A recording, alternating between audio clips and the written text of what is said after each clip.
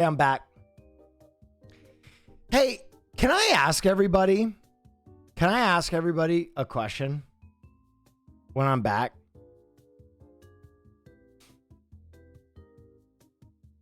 You're back? Why does my stream protection never work? I do not understand why my stream protection doesn't work. There's got to be a reason. Because I only dropped for 2 seconds right there. Why does my stream protection not work? I don't understand it.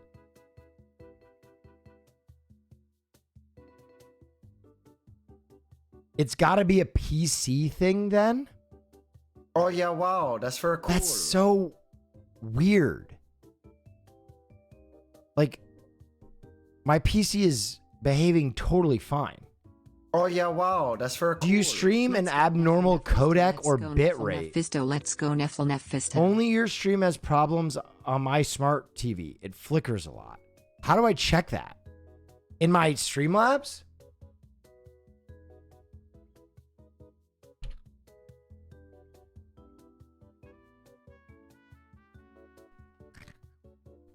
Caroline's still fine. No, Caroline's now on a router too.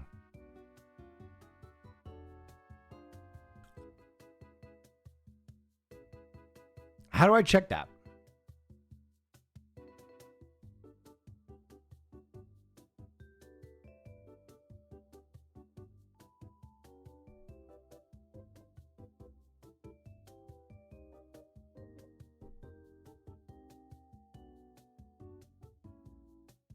You end stream and look at bitrate. It like, is it in my... Is it in these settings, like output?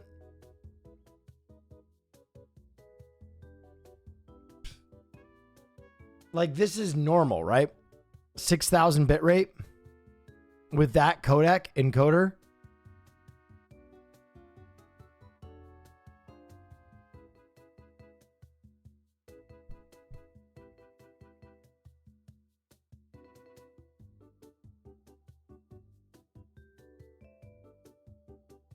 Looks normal to me.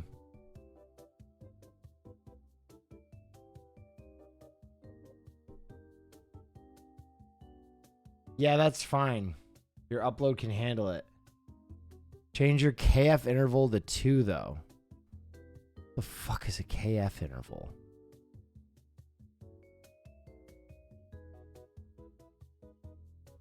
Wait, what is GPU? Why is that set to 0? Why would that be set to 0?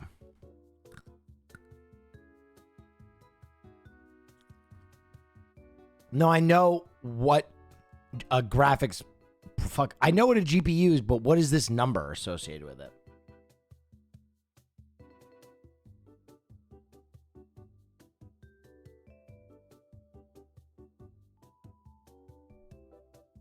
Because you have one GPU. 0 equals good.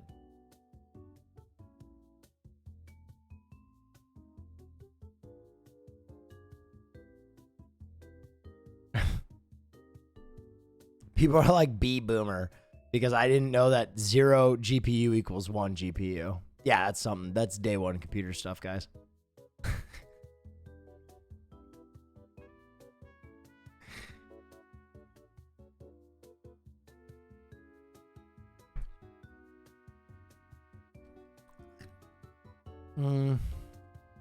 I literally don't know what's wrong.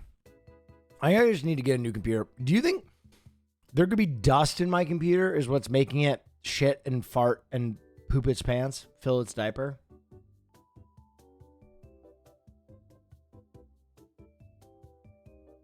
Nah. Have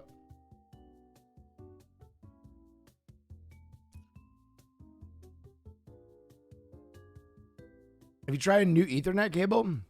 No, because my Ethernet cable runs all the way around the outside of my room, under that, behind that, and I have it like nailed to the wall. So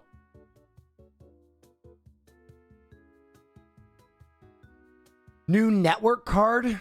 Okay, I'm gonna be honest. I'll have a boomer moment. What the fuck is a network card?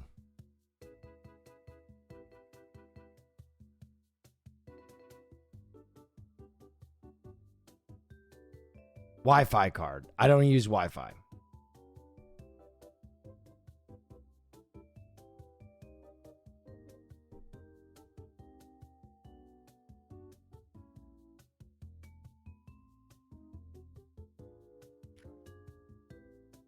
Here's Johnny.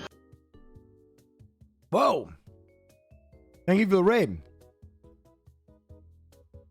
Gunner. Thank you.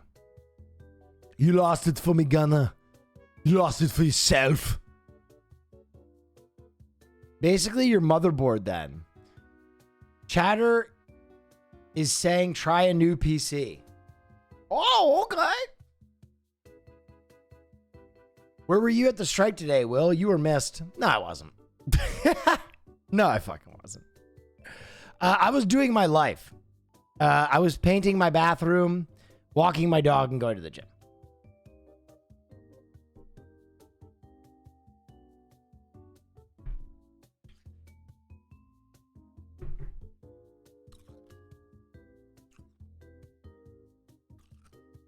Caroline killed it. I agree. Hey, we'll check out Tape to Tape. I think early access is released. Oh, this is a hockey game.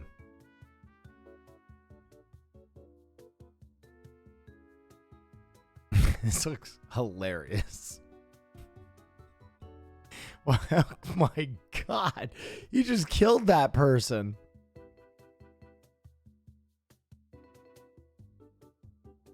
This looks funny. I might try this. The other game I want to try, Sear was looking at a game today, like a survival game that kind of looked like Valheim, but like juiced. Okay, this is what I want to say about Frank's. Oh yeah, wow, that's very cool. Frank's is a really interesting sauce because their core sauce is a 10 out of 10. Their core sauce is a 10 out of 10. Every subsequent sauce they've released isn't as good as their original. That's just the truth.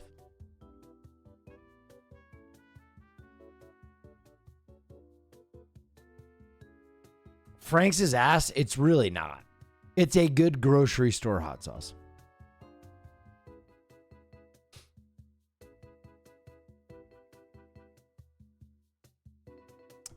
Actually, pound for pound, dollar for dollar, brick for brick, Frank's has a special place because it might be the best pizza hot sauce. I don't know why, but Frank's on pizza goes nuts.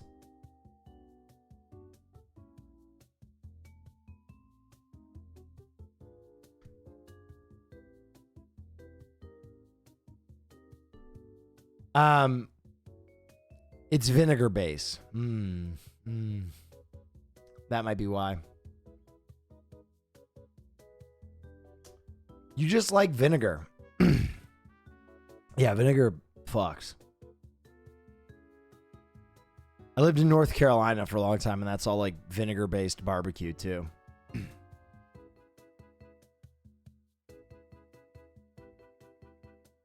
Tastes good, not too strong. Facts. It's not a very hot sauce. Hot sauce.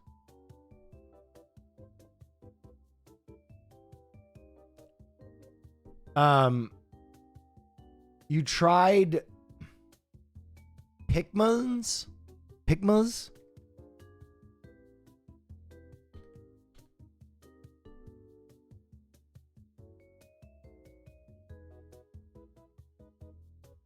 No.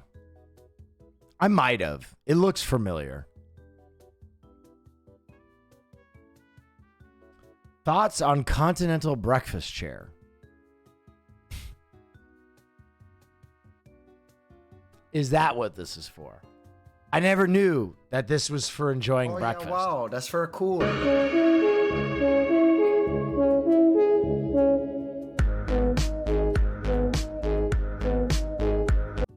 What is this for?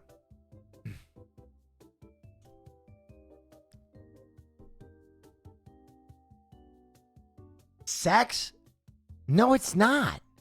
There's literally like a F1 halo here. There's a roll bar preventing any kind of fucking.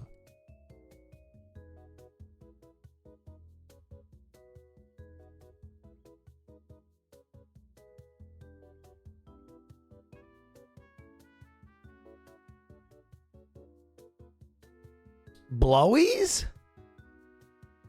Now that's an interesting thesis.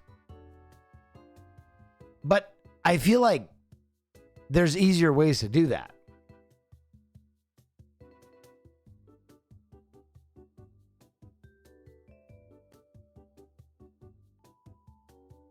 Buddy behind is locked in? Oh, yeah, for sure. He's with his girlfriend. He does not give a shit. He's like, yo, what's that chick from the Addicted to Love music video about to do in that chair? Might as well face it, you're addicted to love. I have no idea what the story is behind this chair, but it was everywhere on the internet like a week ago. Like everywhere. What is it actually used for? I don't think it's used for anything. I think it's just an art installation.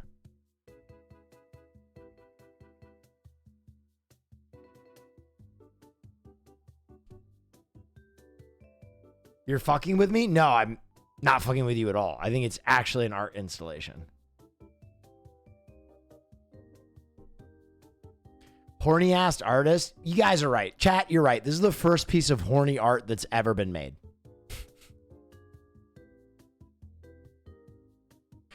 This is the first piece of horny art that's ever been made or consumed.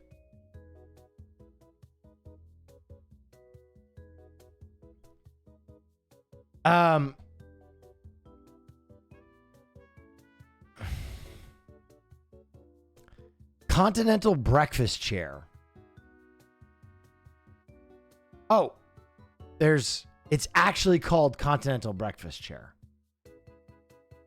Continental breakfast chair by Anna Underberg is the best sex toy that you can get for the exposure of a naked body for both anus and vagina.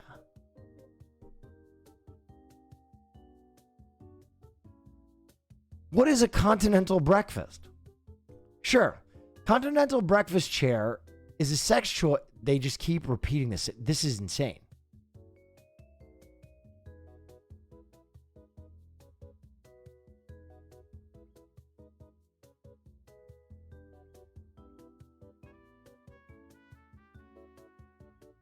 $16 customer reviews.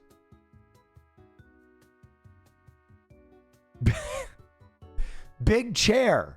Didn't come with the girl though. Refund? Instructions unclear. Hurt myself. What's the best way to remove cum stains? Still asking for a friend. Best gaming chair I've ever used. Improved my aim in Fortnite. Wow. That's...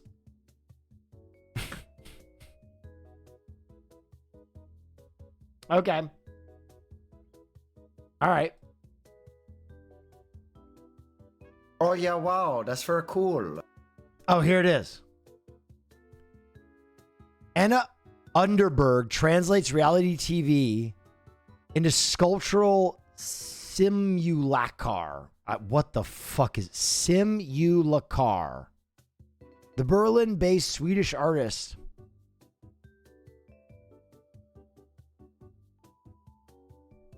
Oh my. I'm really worried there's going to be fucking tits all over this page.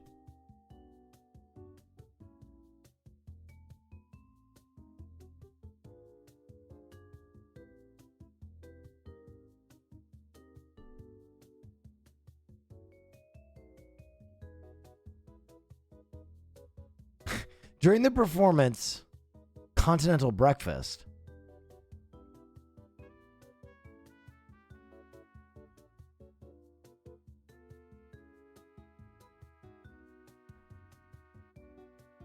The crowd submitted instantly to these two performers.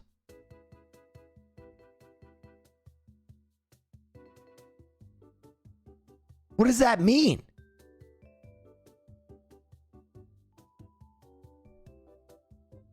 I don't know what that means.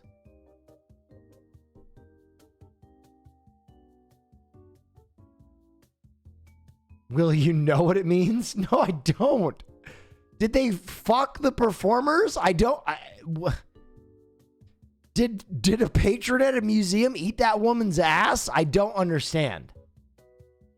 Video on it. Oh, golly. Welcome to today's video, where we'll be exploring Anna Uddenberg's continental... Dude, the fact that it's called Continental Breakfast...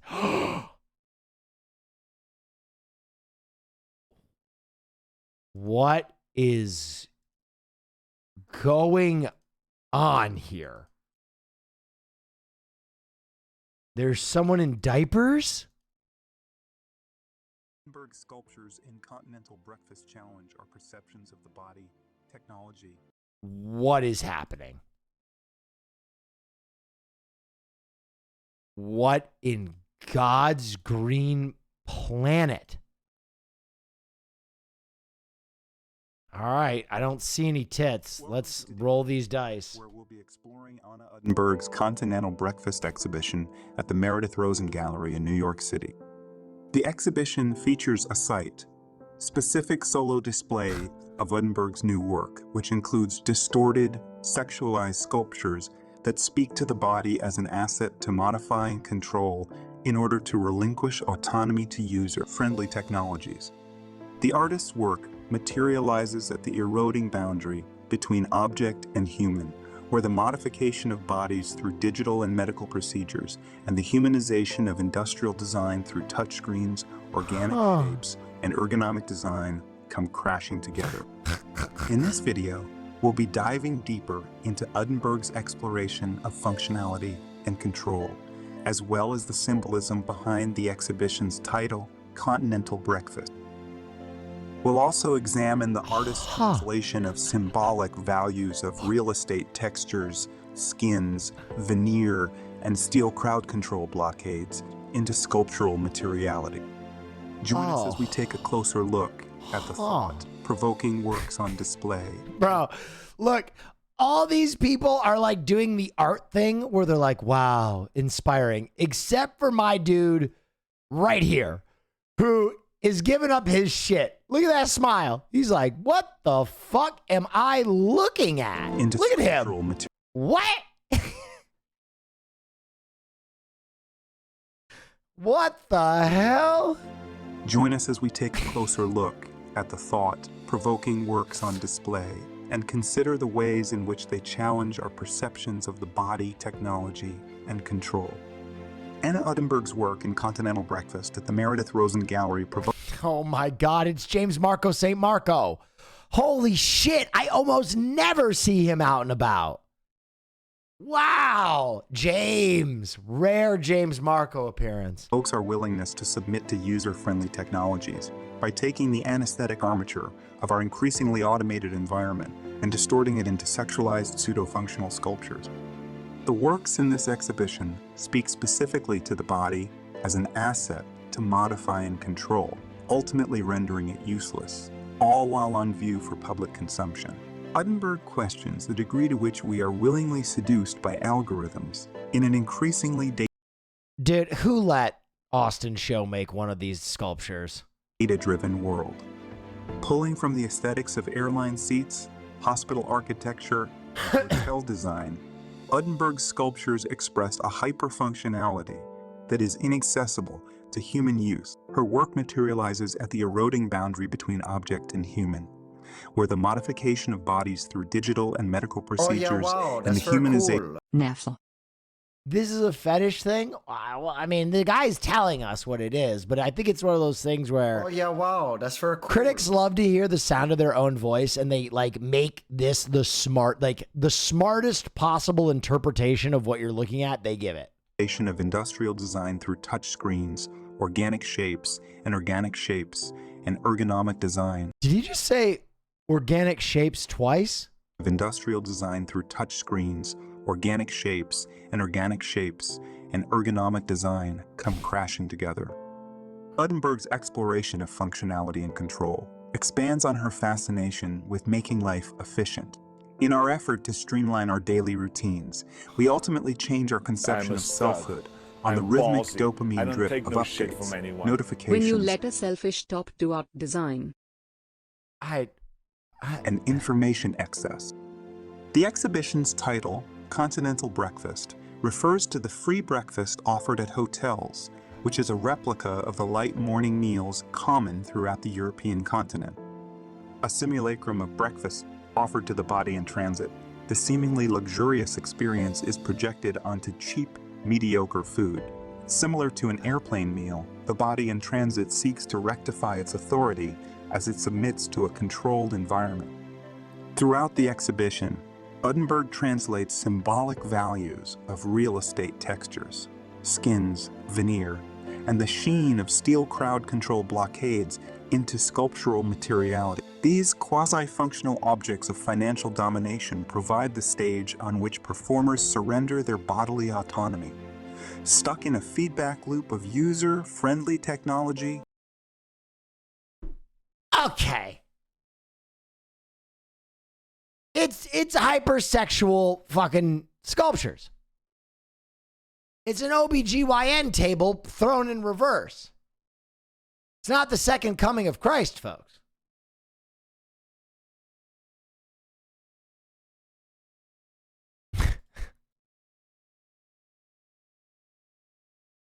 It's just pretentious BS.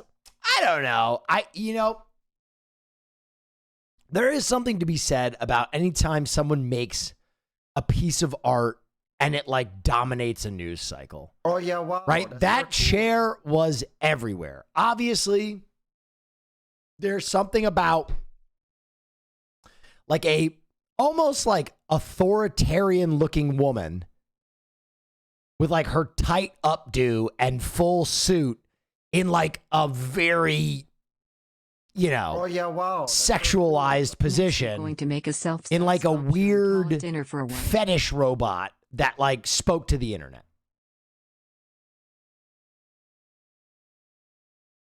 I don't know though.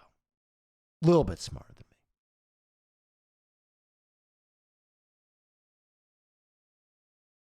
me.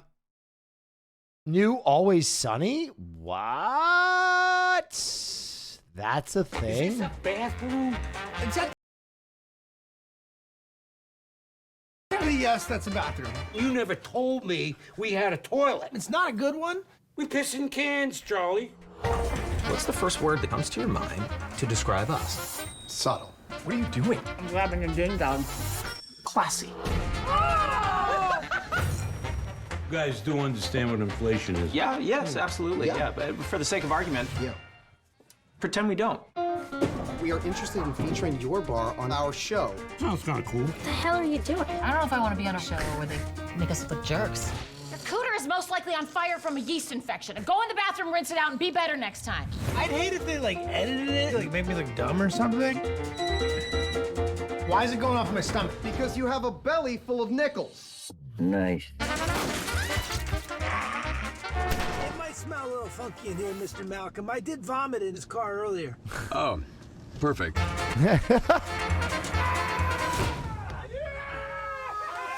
I've broken every single bone in my hand. I'm going to scream now because I can't hold it in, so here we go.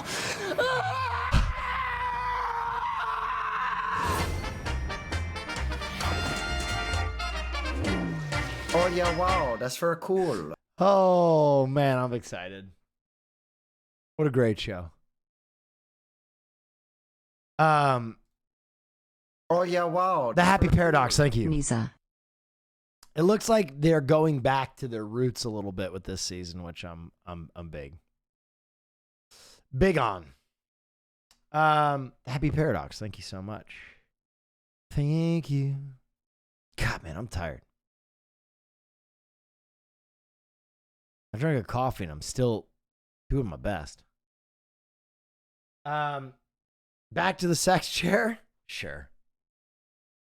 I'm excited to watch you play tape to tape. Well, video games are late night anyway. Video games are a late night affair, typically. Who did your logo design? Matt Stupid Art. New reaction meta possible. Unclear. I've just been informed that you spat on a female. I didn't.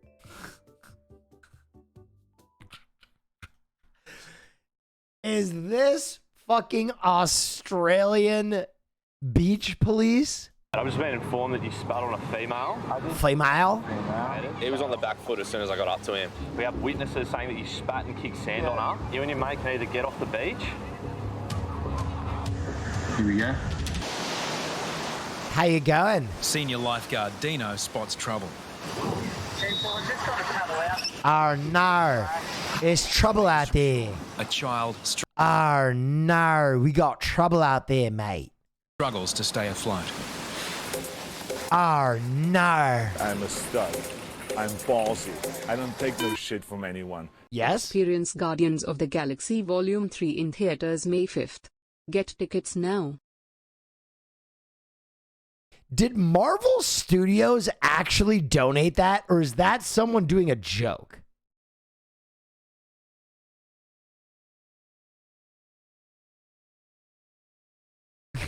Because that's brilliant. If that was actually Marvel Studios and they're just guerrilla marketing for $13 a pop, hell yeah.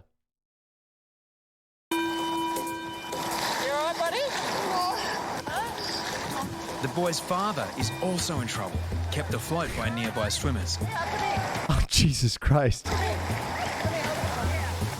Having swallowed water, the boy needs oxygen.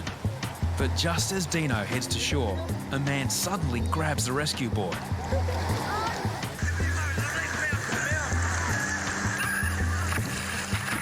Faking drowning. Real cool, guys.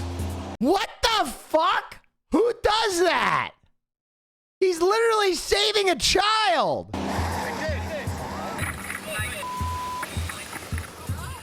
The Bondi rescue cameraman steps in to keep them away. Dino's trying to do a rescue, but it looks like there's a couple of guys trying to muck around and There was a baby drowning and those guys didn't do anything. have a laugh.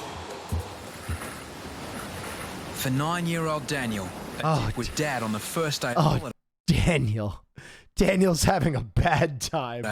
Hasn't gone to plan. This will make you feel much better. So, you think you swallowed a mouthful of water? Oh, God. He just pulls out a Foster's beer and hands it to an 8-year-old. Here you go, mate. How you going? Have a rip of this, mate. Yeah? Oh, look at that. It's too big for you. Too big. Just put it down. There we go. How does that feel? You feel a bit better now? A bit better? Do you want to spew? Do you want to vomit? No?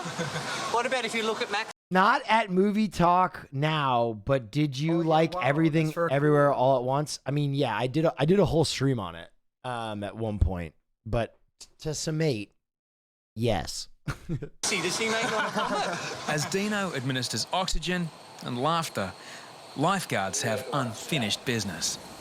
There's those two guys out there pretending to drown, and they're calling the clubbies over to them. They're the guys that were giving Dino a hard time before. When they come back to shore, just kick them off the beach straight away. It's those two, eh? Yeah, it's those two. Ah, they gotta go, mate. Just kick them off. Oh, no, you gotta go from the beach, mate. Maxie decides to enlist the help of mounted police. Just those two. They're just being... Just these two here, mate, in two black shorts, walking away. Oh, no, mate. Cavalry has arrived. Disrupting emergency services can lead to serious penalties. The two men are lucky to escape with a move-on order. Can we jump on? Not walking. I'm a stud. Toodles. I'm ballsy. Fucking bogans, Shit mate. from anyone. Yeah. Cancel your Disney Plus account until the writer's strike ends. Not like you're actually watching it anyway. Smile. Is that something people are doing? Yeah, I'll do that. I don't I don't even know if I have a Disney Plus account. I think I just use Caroline's. Should we slow clap them? We should, hey. Jog it in, boys.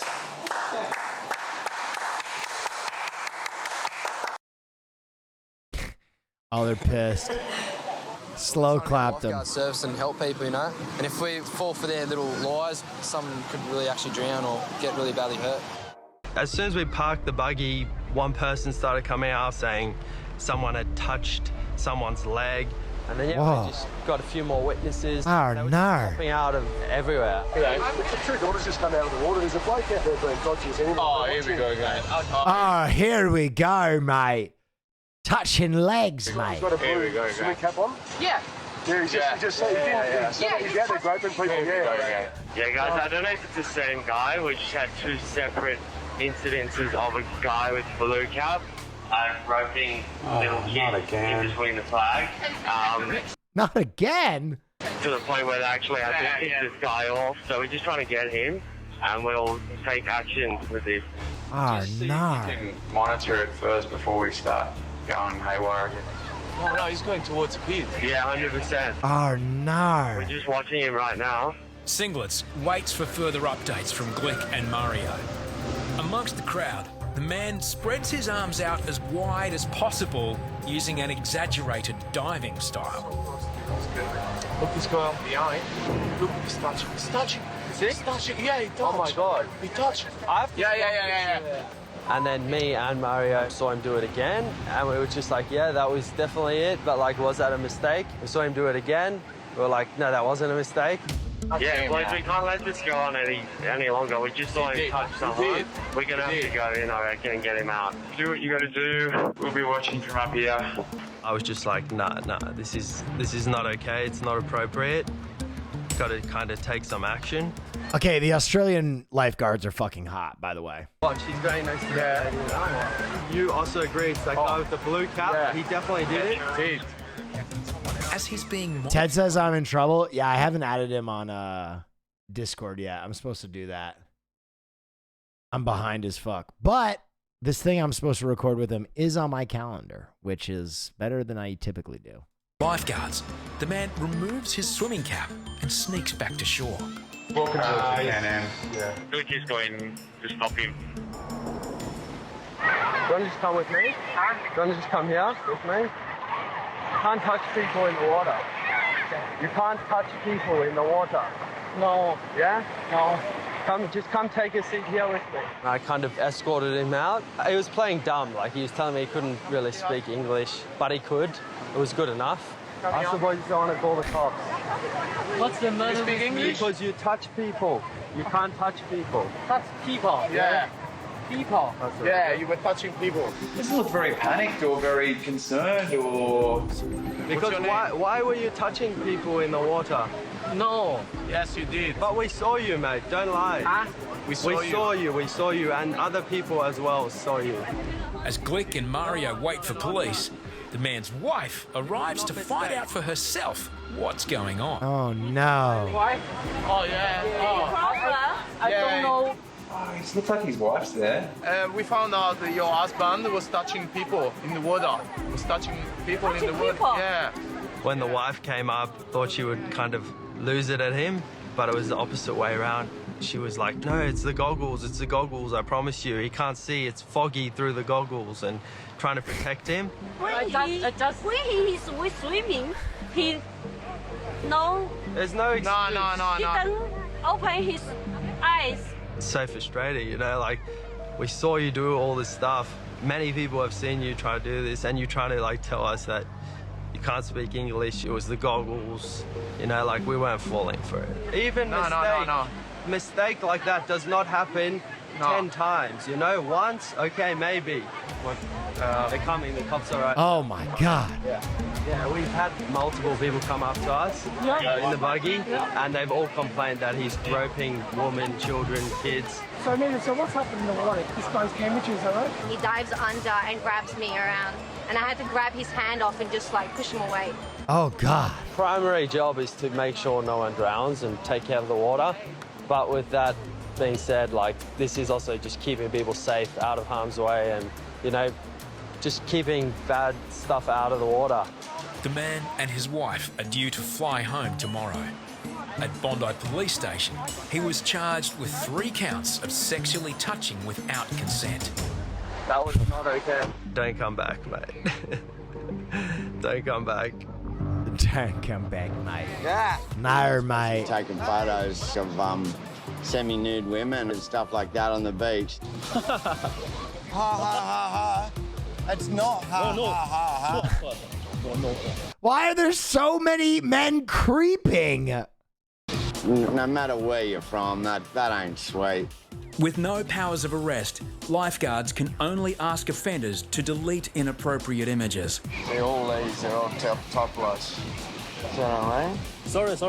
Oh yeah, wow, that's very cool. If you ever It's go just to invasion of Australia, privacy. They visit shouldn't be literally doing any it. I other. think they know they Bondi shouldn't be sucks. doing it, so get out of here, you know? You go. Go. We hate it when people come down and try and take pictures and film people that are trying to just enjoy their day. We don't think it's fair. Mid-afternoon, and a rogue photographer has caught the attention of beachgoers.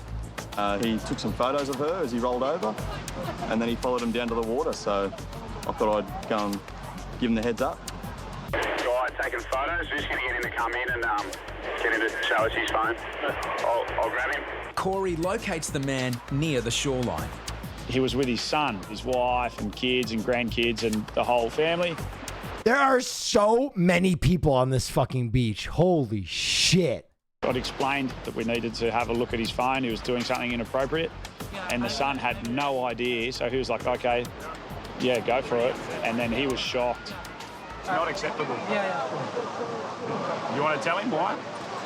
Photo video नहीं ना अपने गलत है वो. That's not on.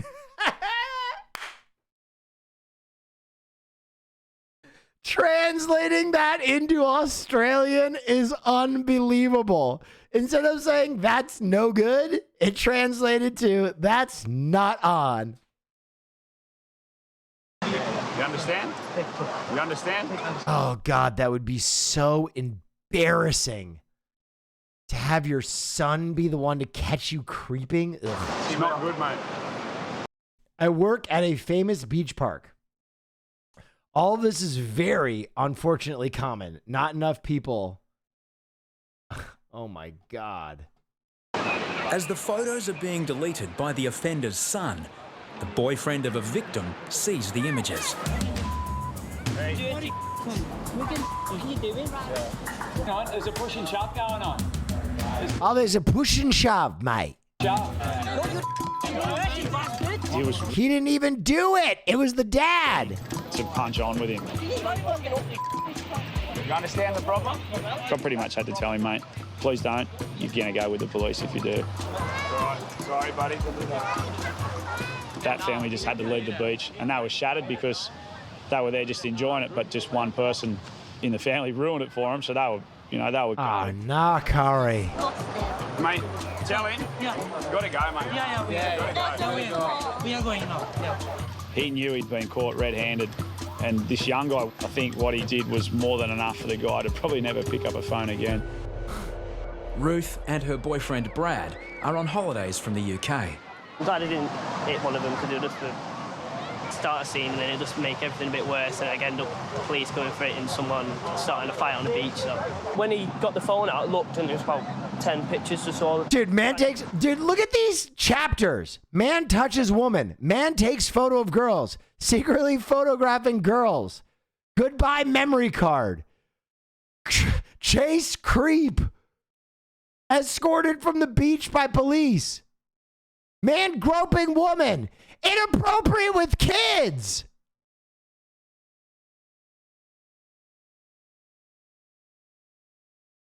Caught red-handed.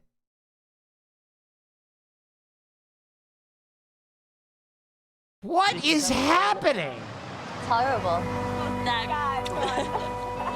We really try and do our best to either have the police to deal with them or make them get off the beach. The topless women are completely unaware they're being Jesus Christ.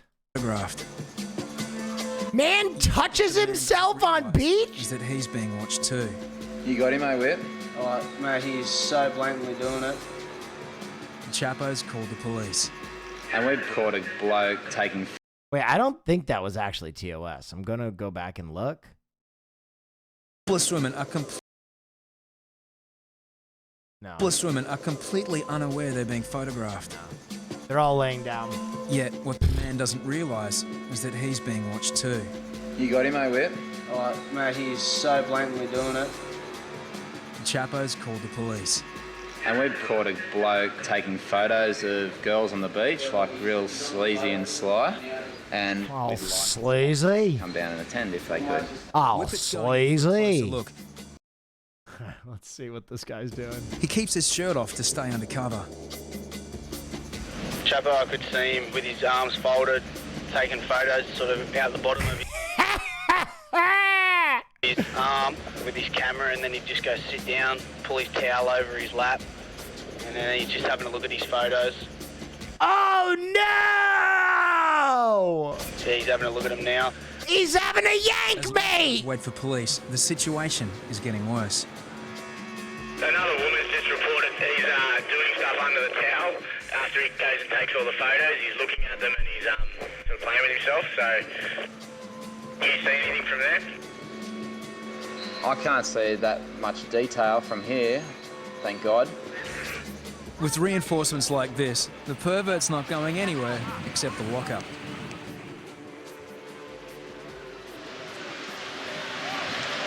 Hello, sir. Hello. Craig McGuinness is my name from Bondi Police Station. We've had a complaint that you may have been taking some photos of some of the other people on the beach today. Yeah. Has that been the case? Yeah. Are you aware that's actually an offence? No. What sort of photos have you been taking, sir? Topless. Okay. And was anybody aware that you were actually taking the photos? Well, obviously somebody was, but... Yeah, but none of the people that you're taking the photos of? The guy who first spotted it, he reckons his wife got definitely photographed. And another 2 girls down there as well. The policeman showed me the photographs with me close up, half naked. It's disgusting. Unfortunately, one of the ladies whose photos appear on the camera, she would like us to take some action. Right. So at this point, you're under arrest. Okay. Don't have to say or do anything. Right. Because anything you do say or do can be used in court as evidence. Do you understand that? I do. Okay. It's people like that, they're just not wanted at the beach. Was he jerking off on the beach? That he was. That he was. Police chase creep into the ocean? Oh, we gotta watch this. Bye. Can't see him now. I was thinking. Hey, mate. Sorry, bud. Yeah, that guy. Yeah. Okay, there are some beautiful fucking men on this beach. That guy is a hunk. Guy. Yeah. Oh, good. We've been reported. Yeah. Thank you. In the space of half an hour, lifeguards receive 6 reports. A guy just came up to us in the surf, tapped me on the shoulder, said, I don't really know what he said, but you could see in his eyes, he's so drunk. When he came up to Nick, I just felt very uncomfortable, so... That's a hot I wanted couple. to make the lifeguard aware, just in case anything happened in the water. I know what's going to happen. The police are going to come down here and I'm not going to be able to find him. I can't keep eyes on him the whole... You know what I mean? Half an hour until they get here, and then in the meantime, we've got people drowning. You know what happens? You take your eyes off the rips to follow some idiot like this, and that's when you miss rescues. When the police arrived for this matter, I was really relieved. Dude, are the police just constantly at this beach? Our main priority here is the swimmers in the surf. The man is spotted under the beach hire umbrellas, but he doesn't get to enjoy the shade for long. I could see them chasing the alleged offender down the beach.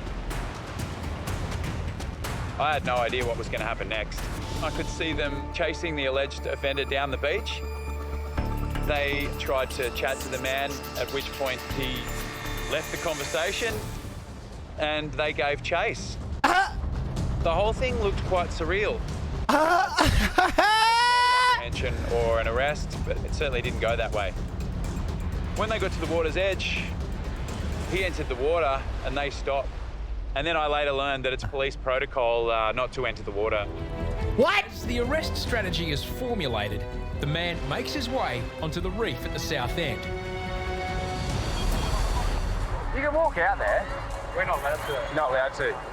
So the police responded with their water police boat, and once they brought their water police boat into the bay, it was decided that it was too shallow for the water police boat to come in close enough, so they needed another plan. The standoff begins, and the spectators gather. Yes, hello everyone. I need everyone's attention in the water here. Yeah. Orders, we need to evacuate the water. Everybody in the water. Yeah. Only evacuate the water. All these swimmers, please, out of the water. Get out of the water. During shark sightings. They got the water police boat out here and old mates here just floundering on the rocks. It's an interesting one. After a 1 hour standoff, Pol Air is called. Shut the fuck up. They called in an air unit. When that Yeah, dude, these guys are on the same tip I'm on. They're like, holy mate. come over the headland, it was like we're on the Jethro set of a Hollywood movie, mate. It was unbelievable. So the police called in all the cavalry. The boat was arriving. There was a helicopter too. It was all happening, and it was something like out of a James Bond movie. After 45 minutes, the lifeguard tower begins to resemble a mobile command centre. The police and the lifeguards came up with a third plan. We're gonna kill him. Send Beardy out on the jet ski to the police boat, pick up the water police officers and bring them in to the man on the rocks. The man has now evaded police for over an hour and a half. Beardy's picked up the two water police. Evaded police. He's been sitting on a reef. Police from the boat. Okay. And he's driven into icebergs where this guy's perched up on this random rock. It's pretty shallow in here. Such a weird situation. A jet ski, a boat, a helicopter, scores of police and half a dozen lifeguards. They just arrested him with force. And before we knew it, we were just sitting there and he was getting marched off the beach. W4, thank you. With an escort of police. It was quite a full-on scene. After an hour and 45 minutes, the man was arrested and charged with hinder police as well as stalk and intimidate. A couple of girls just reported to Corey, this bloke here, we got on the camera. Dude, there's so many perverts on this beach. Why are there so many goddamn perverts?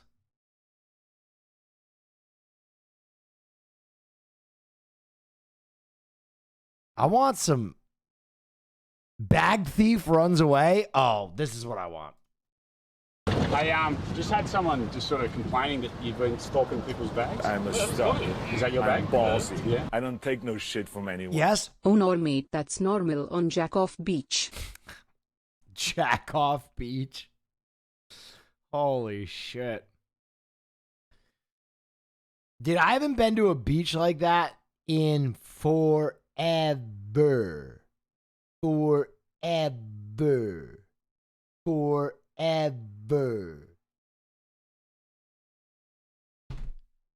Last time I was at a beach that popular, I was in Mykonos. I just want to make sure, just because someone brought it to our attention. That's all. I'll probably just walk to the beach and down there. So 2 towels. Mate's up there. Have you got ID in the bag? Or? No, it's in the towel. Okay.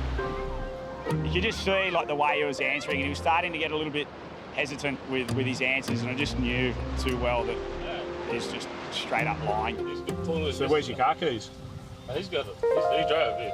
You said it was your car. We drove. You said it was your Commodore. He drove. We got a Commodore.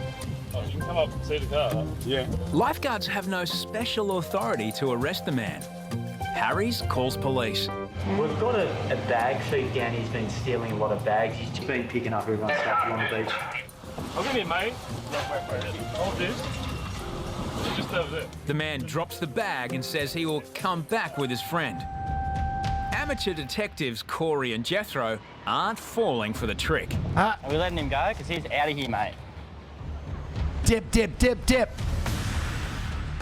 We've ID'd him. He's one of the... I'm driving 800 miles across America tomorrow, bro. I did North Carolina to California once, and it was was like a spiritual experience.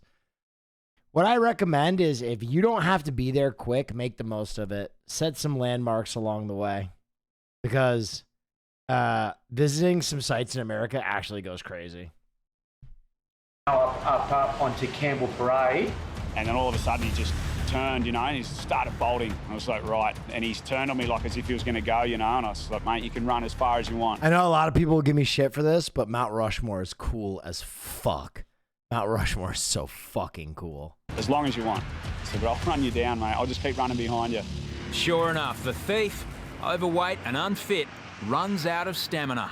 And he's like, you're harassing me. It's like, mate, I'm just walking with you. Local undercover police arrive on the scene. Oh, they got him. From the police, mate. Oh, they got him. I'm under arrest for stealing. Okay, understand that? Mate, that guy's face was priceless. He was just sat there and was like, oh, I disagree based off the fact I'm part of the tribe it was built on. Yeah, that's why I prefaced my statement with, I know I'm going to get shit for this. So, I know I'm going to get shit for this, but... To secure a conviction, police collect evidence. Sweet, good job. Thanks for that. Thanks for that. We'll let you know the result in a couple of weeks. Yeah, too easy. 1 hour later, a man approaches the tower, shirtless and unable to locate his belongings. Missing presidents, lame. Defacing nature, lame. Human engineering, fucking insane. Like wild. That is a great take. That is a great take. I'm gonna be honest. I went to Rushmore and I didn't expect anything. And then when I actually saw it, I was like, holy fuck. It's actually insane. But suddenly... Crazy Horse for the win. Yeah, the last time I had this talk, a bunch of people from Hassan's community convinced me that we should drop a nuclear weapon on Mount Rushmore. And that was their honest take. And it led to like an 8-hour debate that ended with me giving $1,000 to the Crazy Horse Monument that's still not built. But there you go. It's a commotion. Lifeguards scramble on an urgent pursuit.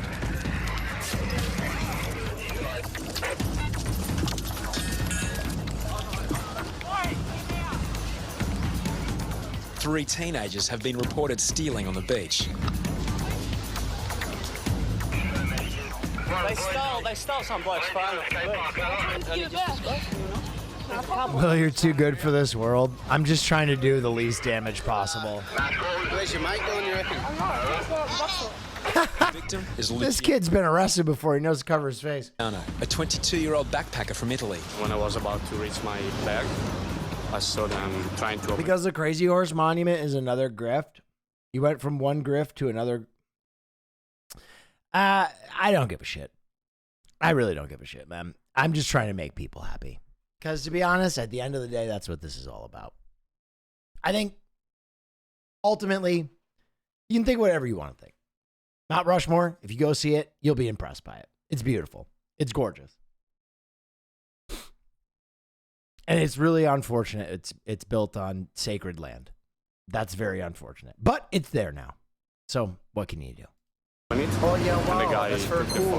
Get away from them. It's so underwhelming. You've never been there then. You've actually never been there then. What are you doing? I thought it was my father's bag. Can you get it back? Meanwhile, Azza has caught a second suspect behind the pavilion. Back at the tower, things are turning nasty. Put the camera before I smash it! Oh, fuck. Hey! That kid's going crazy. That Fortnite kid's going crazy.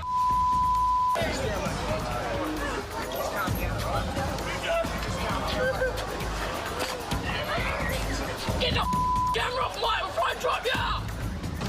Hoppo and Terry caught the third suspect in a hotel car park. Found him in the Swiss Grand. When I came back, I see 3 kids in there, and then the cops were coming, and sirens were going, and just chaos. They told me it was going to be like that, just non-stop action, and I seen it firsthand. Pull your head in. Maybe you've learned a lesson out of it. He had his phone in the back. He had his phone and he gave it back.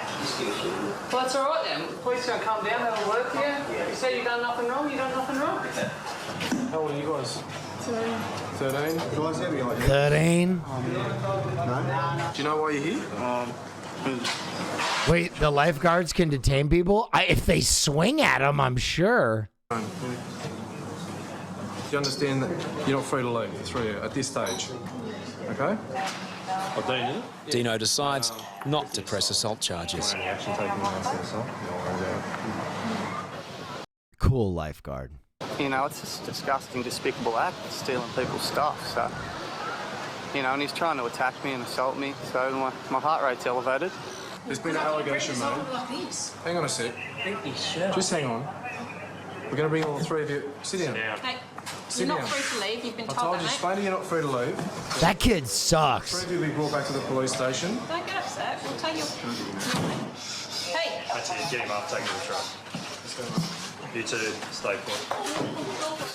You're going to drag the other in handcuffs, or are you going to come walking out nicely? Hey, Jules. All right, wipe the tears off. Bitch ass. It's unreal to catch them. You know, most of the time we're too busy to be chasing after them and they get away, but at least this might send a message to all those kids that come down stealing bags that hopefully will deter them a little bit. The three boys were cautioned by police with their parents, but escaped charges. Hey mate, how are you? Hi boys, how are you? I'm just wondering, how long will you be waiting here for? Oh, we're just about... I'm not gonna lie, some kids are really shitty.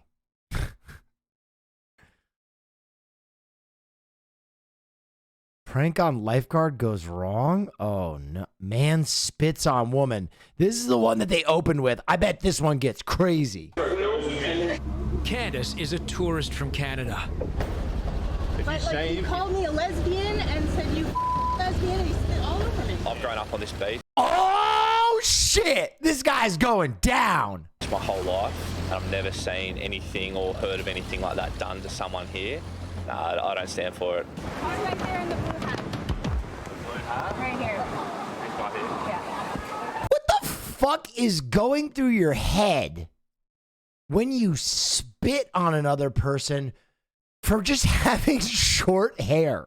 He doesn't know if she's a lesbian or not. He said, that bitch has the Anne Heche haircut. Why? Why would you do that? And then why would you stay on the beach where you did that? What a fucking psycho. Lifeguards don't have powers of arrest, but there are enforceable rules about smoking and drinking. When I got close to him, he was rolling a ciggy and reeked of alcohol. Hey, mate. Hey, buddy. So, mate, I've just been informed that you spat on a female. I didn't spit on a female. Well, you're intoxicated. He was on the back foot as soon as I got up to him. I was told by her, I don't care, mate, it's no smoking on the beach. You're intoxicated. We have witnesses saying that you spat and kicked sand on her. Did I spit on anyone? I didn't spit on anyone, mate. Will's got him now.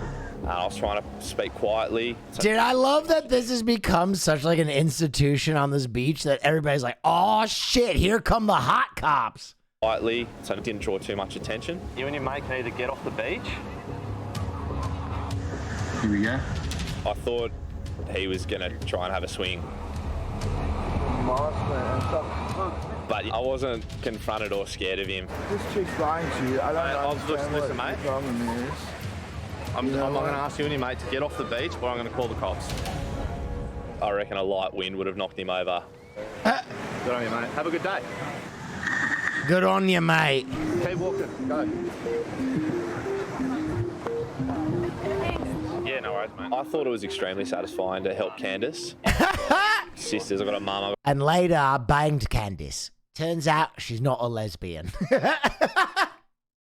Good on ya. Wasn't around. I'd hope that someone would step in and do the job that I did for them. Anything else happens, come here. I will, thank you. No worries. Oh my God. What a dream. What a dream vacation for that Canadian. You go to Australia and some dickhead ruins your day, and then you completely save your day by banging a hot Australian male lifeguard. That seems awesome.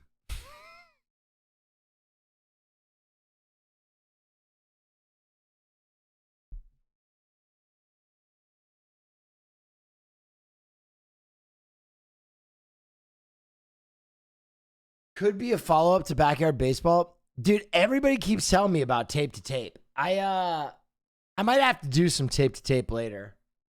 That might be what we play late night tonight. A lot of people have recommended it to me.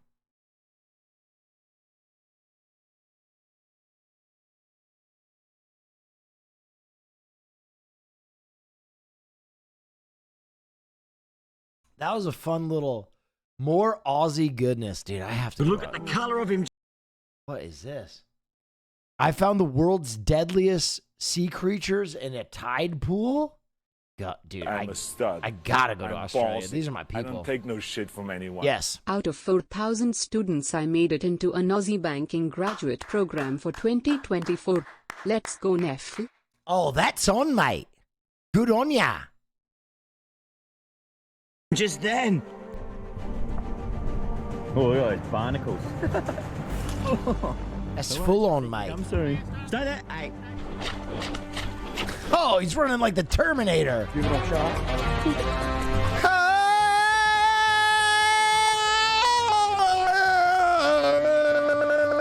Thank you. It's a lot of juice. Sloss 924. Thank you, and thank you, Red. My man, Red. My man, Red. Oh yeah, wow. That's for Sag, I miss movie night. It's the same day every motherfucking week. Wednesdays, 7:30 every week. Whoa! Whoa! I'm shoving a shark right there. Look at that. As that tide pushes out a little bit more, this whole coastline behind me will be out of the water, high and dry, revealing so much to look at. Yeah, why does he run like the T2000? Stand up and make a little bit of a ruckus. I don't know what it is yet. What do you got? Oh, shit. Whipped me. I deserve that. Fair enough. Yo, he runs like the Terminator. Boy, there's actually sharks everywhere. Oi! Look, one's coming straight at me. Look, he's coming straight at me. This guy's getting a little bit... Look, they're everywhere. Oh, there's so many. Look at them. Nar. What the hell?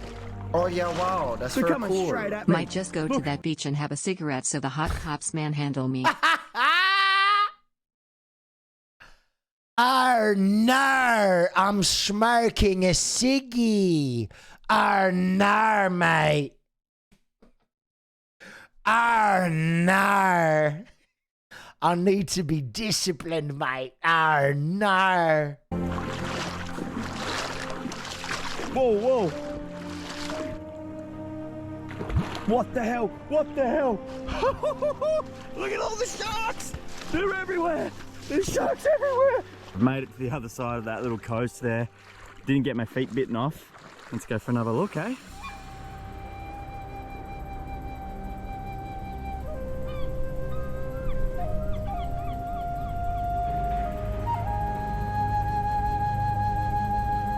Don't go anywhere. Oh yeah, wow. Crazy. That's There's for blue cool. and octopus, stonefish, more eels. What the all fuck? sorts of fish. What the hell is this thing? Hello. Oh yeah, wow. That's for That's cool. weird. Oh, new hour. Your back. Hand starts falling off.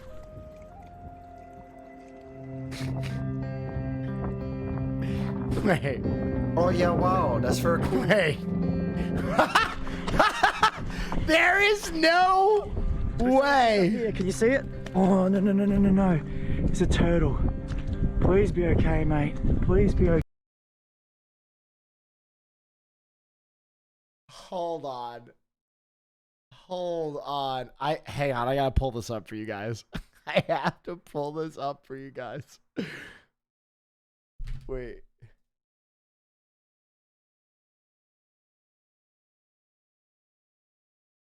There is actually no chance. Hassan just sent this to me. Bro, Aaron Rodgers, the fucking quarterback with the football team, the Jets, verified on TikTok, hated on my Hassan Piker clip, and then I dunked on him. CTE is bro makes it. Hassan is a miserable human being. Want to know what really makes people miserable? CTE for football. Yeah, CTE is pretty brutal. What's that got to do with Hassan being miserable? Loser leftist? Wow, dude. This sucks. Because now I can't be friends with Hassan anymore. You heard it first. Ladies and gentlemen, Aaron Rodgers, I stand with you, baby. Jets 2024 all the way to the fucking Super Bowl. Fuck you, Hassan Piker. Loser ass leftist. Aaron Rodgers, discount double check. Aaron Rodgers. It was tough. Lifelong friendship. My best friend, that was a tough decision, but it took me a grueling 10 seconds to decide that I am no longer friends with Hassan Piker. It's over. Canceled. Goodbye. Aaron Rodgers doesn't like him. I don't like him either, guys. Cool. So, you know, you got to make tough decisions in this life, and, you know, you got to do what you got to do to win a Super Bowl. Okay? We've all had to make sacrifices. I burnt my Vax card. And now I'm burning my friendship with the closest person that I'm closest with on the planet. So, Aaron Rodgers, if you see this, I stand with you, baby. New York stands with you.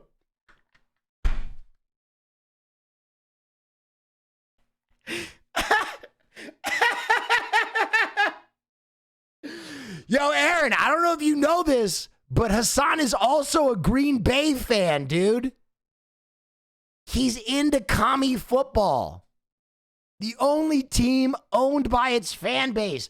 All the more reason for you to pop off and win this season, dude. They're praying that you lose in Green Bay.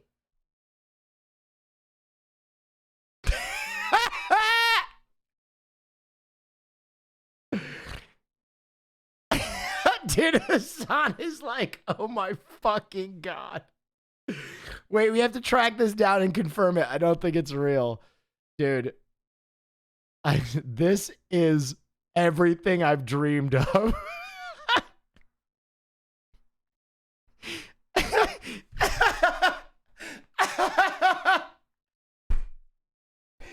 Dude, Will finally gets embedded with the New York Jets. All he had to give up was the person he cared most about. This is how I get my Sharing gun, bro. This is legitimately how I get my Sharing gun. I gotta go full Sasuke. I'm sorry, Hassan. I'm sorry. A little rapid fire. We have a couple names. You say one word about them. Go ahead. Which one do you Elon like? Musk. Smart. Joe Biden. Dumb. Kim Jong-un. Interesting. Kim Kardashian. Disingenuous. Ice Spice. Who the hell is Ice Spice? The song? You don't know Ice Spice? Like, munch. You've heard the song. Go ahead, play She's it for below me. you on the charts. Play. Well, I like it. Okay, I like it. Yes, Marat, this is real. Donald Trump literally went on the Nelk Boys. That's the clip he commented on?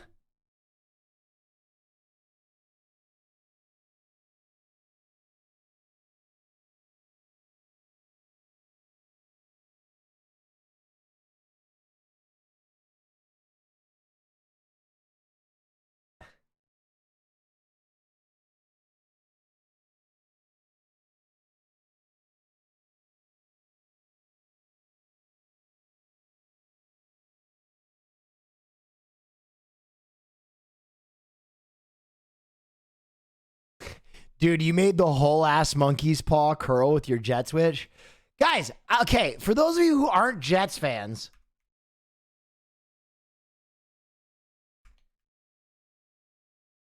we won Super Bowl III. And we won Super Bowl III for a very specific reason. Because Joe Montana sold his soul to Satan. This is very well documented. Joe Montana made a deal with Beelzebub, sold his soul, went into a press conference smoking cigs, and was like, yeah, we're going to win the Super Bowl, even though I'm a mid quarterback, because I made a deal with fucking Satan. Joe Namath, I'm sorry. My brain fucking farted for a second. Broadway Joe Namath. Yeah, he sold his soul to Satan, bro. Joe Namath sold his fucking, Joe Willie sold his fucking soul. It's like well documented. So, you know, you got to do what you got to do.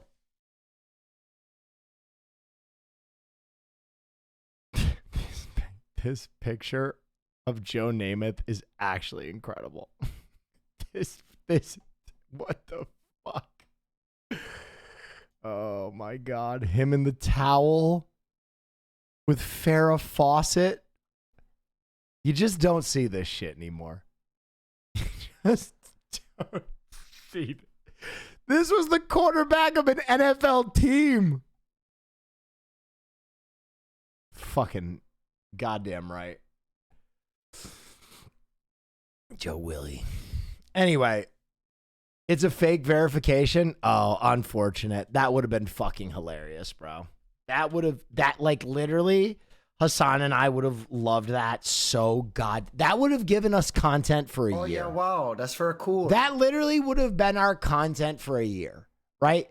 Like Hassan making based statements and me having to publicly disavow him to maintain my relationship with the fucking Will Fake Jets fan, Joe Montana, who suck my dick, bitch. I misspeak one time in a fucking 6-hour stream and you're all over my shit. Fuck you. Did I misspeak them? No, that would have been content for a fucking year. Just publicly disavowing my best friend would have been amazing. God, that would have been such a good arc. The friendship canceled arc, it would have been incredible.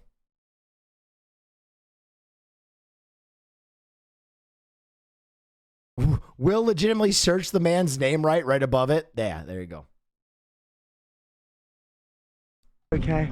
Biggest concern is that it's going to dry out here in that hot. Jets got another washed Green Bay quarterback. Whatever, bro. I don't care. Talk your shit. See you come the season. Hope your team doesn't have to play us. Son. You're probably wondering why I didn't chuck him straight in the ocean or put him in a tide pond. Hi, friends. You need to keep their head out of the water. Hi. Because they'll literally drown. This buggered, this exhausted, they can't look after themselves. So 10-7, I'd take that. Go to the playoffs on a wild card. I'd take that in a fucking heartbeat. Rest. The tide will return in maybe another 8 to 10 hours. Come and check on him in a little bit. All the best, mate. You're a bloody legend. I'll see you soon, okay? Hang in there, buddy. Why not just put that fucker back in the water, bro? Put him back in the water.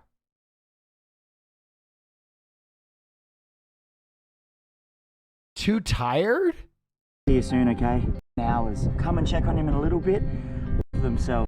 I didn't chuck him straight in the ocean or put him in a tide pond. You need to keep their head out of the water because they'll literally drown. This buggered, this exhausted, they can't look after themselves. God, turtles are cute. So this guy's got to get some rest. The tide will return. I would have drowned that turtle in a heartbeat. Not on purpose, but just because I would have thrown him in the water. In maybe another 8 to 10 hours. Come and check on him in a little bit. All the best, mate. You're a bloody legend. I'll see you soon, okay? Bloody fucking legend.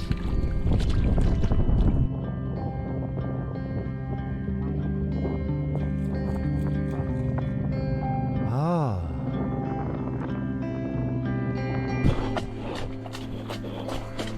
Him running around like this is fucking hilarious. Just over here, I'm not too sure what it is. It looks like a sea snake. Oh, it's 2 octopus. Oh, it's 2 octopus. Look at this. 2 ockies. What are they Ockies. Whoa. Whoa. That one's just bailed over there. Didn't science just come to a firm consensus that octopi are like completely sentient animals recently? Look at this one. It's up on the shore. Look, he's going up on the shore. What are you doing, bro? That's sick. This guy here, the bigger Rocky. You can ask all of my friends for like the last 5-6 years, octopi are the only animal that I absolutely refuse to eat. I won't even let people I'm out to dinner with like eat octopus. It's like the one thing that like I can't stand by it. They're too fucking smart, man. They're too smart, bro. has been attacking that smaller one. Oh. I will admit that I did think that calamari was octopus, and then someone corrected me and told me it was squid. So that I was really upset about that. But I know that there are some other octopus dishes at like sushi restaurants that I was like, no way. You're a vicious little bugger, aren't you? It's going out of the ocean. What the hell? This one's going out in the ocean now as well. Hey, mate, I don't want to hurt you. Takoyaki is so good, though. It is, but I won't eat anymore. Why not? They're too smart. Them and like dolphins are like the only like animals that are like as sentient as we are. They're so smart. Coming in hot. Go on, big jump. Oh.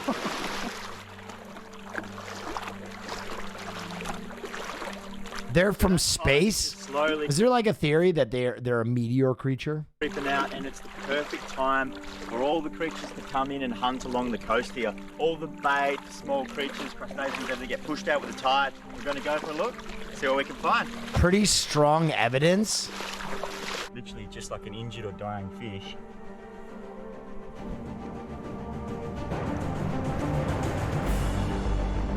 What is he doing? What are you doing? What are you doing?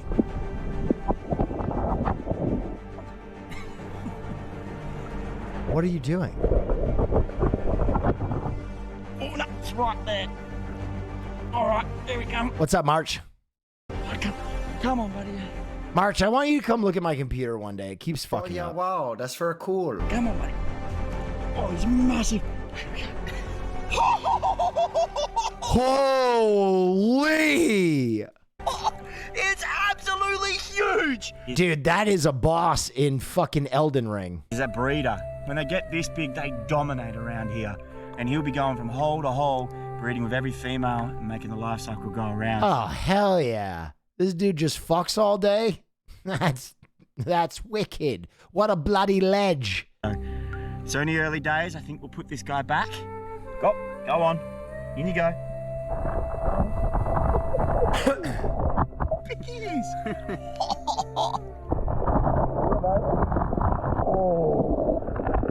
Oh. Woo! Let's keep moving.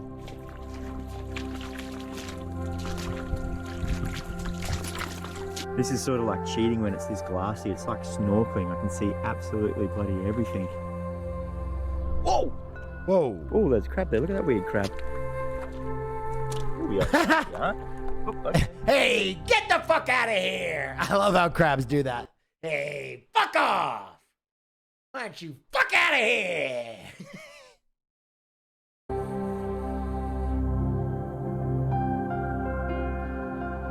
Dude, turtles are sick. Oh shit. No, you didn't just try and grab that thing. Oh, look at that. Just some ink just went up. See that? Something just inked. Oh yeah, look, you can see an octopus just underneath here. There is. Is it a blue ring? Nah, not a blue ring. What's a blue ring? Are they poisonous? Been a blue ring octopus. One of the most deadly venomous things in the ocean. Oh, I'd love to find one. What? We might keep on looking around. We could get lucky. That guy there is the stonefish. We don't want to cop one of them. What is going on there? Oh, a big octopus is trying to take this little octopus into its lair. This little octopus is actually holding on for life. Yes. Come on, little octopus! Oh. Run, little octopus! Lovely to meet you. My name's Brody. All right. Wow, that was strange. We'll continue on. Holy damn. It's just no wind at the moment. It's non-existent, so I hope my turtle buddy's okay. I will go back. Blue ring octopuses are incredibly poisonous, and they make you totally paralyzed and unable to speak or breathe. Ah, mate, no wonder we want to find one. That tide is just about to turn and come back in, so he's been out there nearly all day. We'll keep moving though. This is the Australian trumpet sailboat. What lives inside it is the heaviest gastropod in the world. And it looks like two smaller ones are literally hitchhiking on the back of its shell. I've never seen anything like that, but just shy of 1 meter in length and probably about 30 pound, 15 kilo. Oh my God. Yeah, has anybody ever eaten conch? Conch are fucking delicious. Conch fritters are, dude, in Turks and Caicos, once I had conch, okay, dude, fuck. This is going to get clipped out. Once I had conch, my life changed, I was going to say. Then I realized what that sounded like. God damn it. We can't have nice things in this community.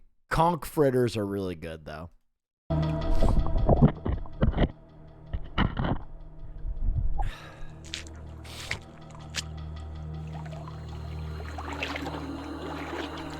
With blue ring octopus, you are paralyzed, but you remain fully conscious as you suffocate. Jesus.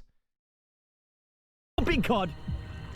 Big cod. How do they sting you? Do they have a stinger? Or do they... Holy shit. Look, blue ring octopus. Oh, One fuck. of the most venomous things in the ocean right there, right next to my hand. Wait, the skin?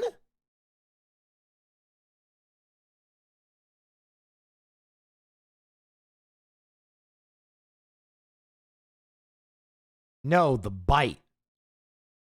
So if they bite you with the beak, you're donezo. Did you see the Aaron Rodgers tweet? Yeah, we talked about it. We don't think it's real, but... Look at it, Jackson. Oh my God, it's swimming. Oh, holy shit.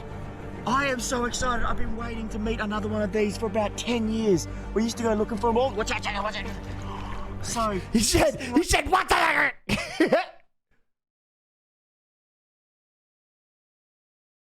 Right here can kill 26 humans in a couple of minutes. That's how much venom this fella contains right now. He'll be looking around for a feed right now. Wow. Bro, you're too close. You're too close. You're too close. See those fluorescent rings tell everyone and everything that I mean business and I will hurt you. It has to bite you, but the scary thing about these guys, I really want to touch him. Yes, I touched the blue ring octopus! Yes! You fucking psycho! What a ledge, mate! The really scary thing about these guys is that their bite, you won't be able to feel it. So often people will get bitten and they don't realize that they've been bitten until their body starts shutting down. Oh yeah, wow, that's very cool. If you don't get medical Thank you for the tier 1. You die. But look at that. Oh, did you see how it changed colours? Wow. Look at that, Jacko. I'm just scratching it. Oh yeah, wow, that's very cool. But look at the Will Neff colour of press him just then. 2024. Okay, that is actually very cool looking. That is very cool looking, but also my butthole is clenching a little bit. Oh. Should I put this in the water? Put it in the water. Mate! Mate, no! No, mate! No! He's just gone down into that hole. We won't disturb him anymore. But I noticed over here that there's a toadfish. And it looks all flared up. And I don't know what he's doing. That's very cool. Oh, that's a Darwin jawfish. Oh, mate, it's not even the right fish. Flight to get over there, but such a beautiful corner of the world. Yeah, dude. Okay, Marsh, listen. You know what? I'm tired of this bullshit. I'm tired of these motherfuckers dropping trips on me.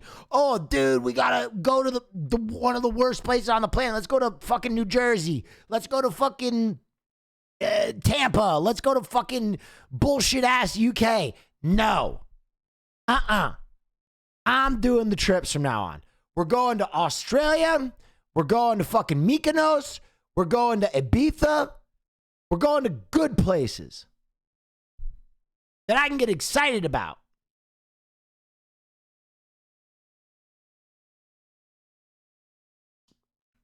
Marsh is in. Good. Dude, oh my God. We can convince Austin to go to Mykonos. That's 3 votes right there. Because I'm in, you're in, we'll go dancing, and I'm going to tell Austin, I'm going to go, dude, gayest place on the planet. Twinks as far as the eye can see. He'll basically pay for our tickets to get there once he knows that.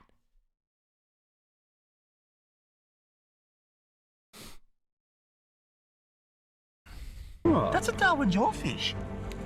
What is he doing out of his hole? They live in those holes in the ground.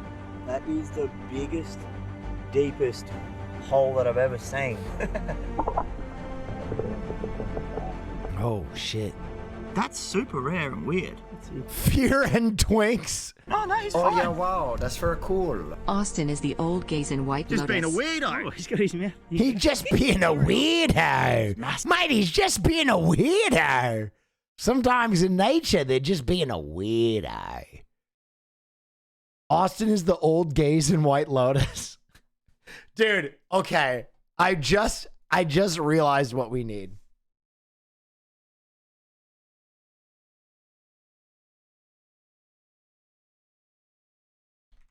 First fucking Fear and merch drop.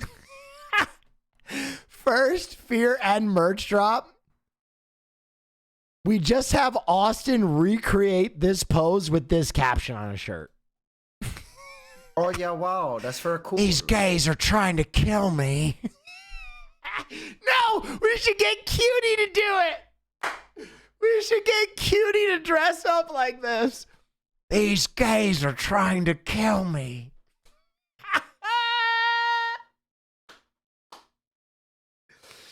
I need this on a shirt, though. I need just this on a shirt. These gays are one of the great... Dude, I laughed so hard the first time I watched that episode. I was like in tears. These gays are trying to kill me. Hunting and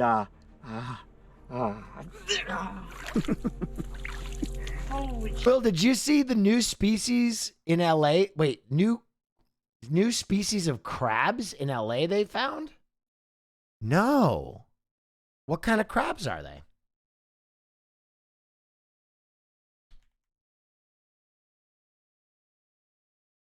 Oh.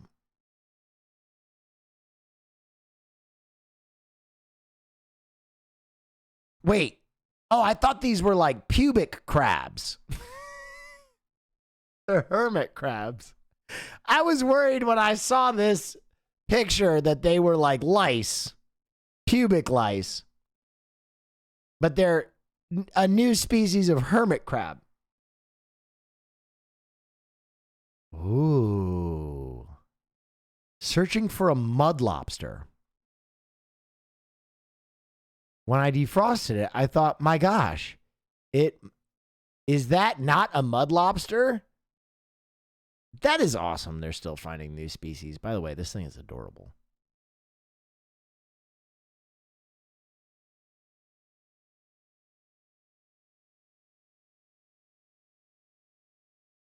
Oh, they also discovered a new species of crabs in the Philippines. And that thing is hype. Now that's a cool crab. Oh, this was in 2012. Okay, not okay. All right, well. It's a shiny.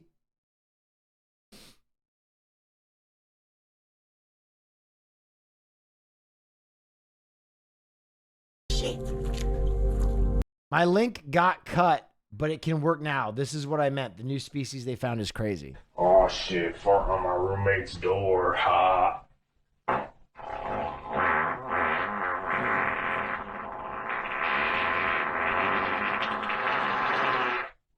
Did you see it? Door frame barely visible on camera. A white translucent mist-like shape slowly creeps into frame. As it Damn. So, what do you think?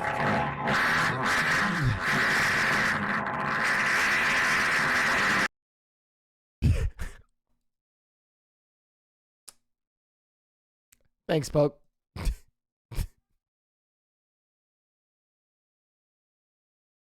Oh yeah, wow, that's very cool. I'm a stud. I was so excited for this new species of hermit crab. Lobsters And it's just a guy in a fucking banana hammock shitting on a door. Octopuses are really, really smart though.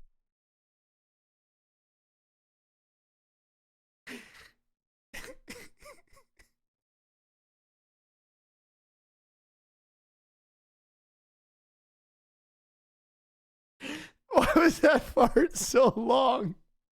Why was that fart so long? Thanks, Poke. Wait, I got rated? Oh, no.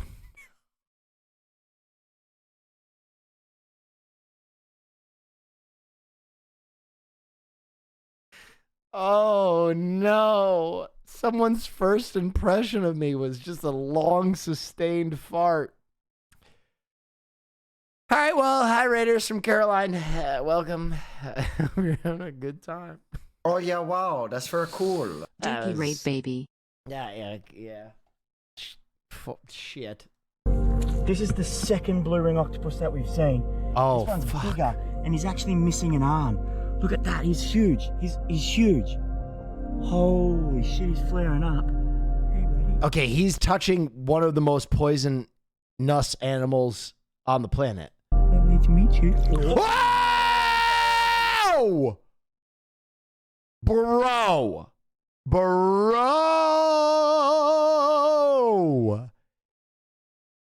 That motherfucker just said, "You want to die, bitch?" Lovely to meet you. He tried to take his ass out. Let's slow that down.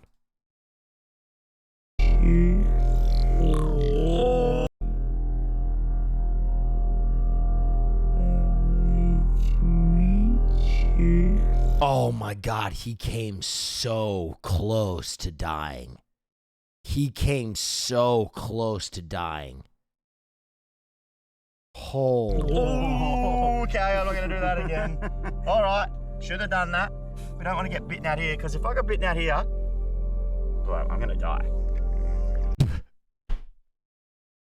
It's a blue ring octopus. Apparently they're very, very venomous. Not poisonous. Venomous. Poisonous is when you eat them and they have poison. Venomous is when they bite you and they have poison. Right? There you go. Look at me. Actually. I don't even want to watch this clip. I do not even want to watch this clip. My link got cut, but it can work now. This is what I meant. I'm ballsy. I don't take no shit from anyone. Yep. 1,000 readers heard the fart then dipped cake. Yeah. So Poke told me there was a new species of crab, and here's how that link got cut, but it can work now. This is what I meant. The new species they found is crazy. Oh shit, farting on my roommate's door. Ha.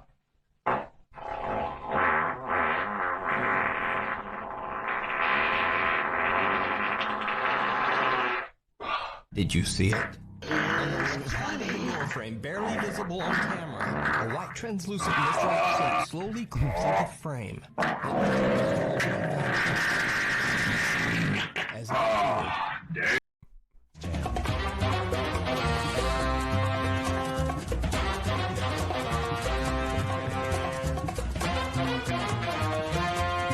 Tiana, thank you so much. Did you see it? All right, I gotta. Wait, is this him with another blue ring? That's very cool. Believe it or not, I still hate it the second time. Wait, this is another blue ring octopus. I'm gonna die. There must be heaps around this area. Did you get your food? I'm gonna go eat. Okay, I got a bunch of different things. I got chicken. I got chicken schnitzel. I got broccoli. I got French fries. Take your pick. Good job today. Okay, thanks. I'm dying. Listen, the best way to support Caroline is to give me more subscriptions. This is true. You know, I work for free, whether as a writer or a streamer. That's right. I just love working for free. That's right. But this guy I did buy you $1,000 of aloe today, though, because there was a sale. Great, I'll have things for the picket lines. That's right. Here, you want to see what I got you? I'll be rocking those fits. I gotta get the picket fits. Where the hell is it? I gotta get them down. Wait, where's my order? Oh, Hello, yoga. Yeah, take a look. Oh my God. Oh yeah, wow, that's very cool. Entourage him. Look how beautiful those rings are. So his mouth's underneath, obviously. Oh yeah, look wow, at the that's very cool. A little of my part. They have thongs? Yeah, they have thongs. Oh. Have some thongs?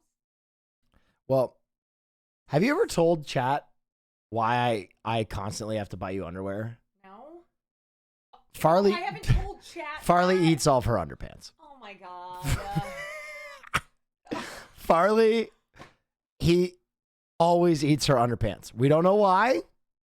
Our dog's a little fucking pervert. It's natural. It's normal. Dogs do that. But anytime he can get his little snoot on her underpants, he eats them. God. He eats the crotch out of them. And then I refuse to keep buying underwear, so I wear underwear with holes. Yep. Mm-hmm.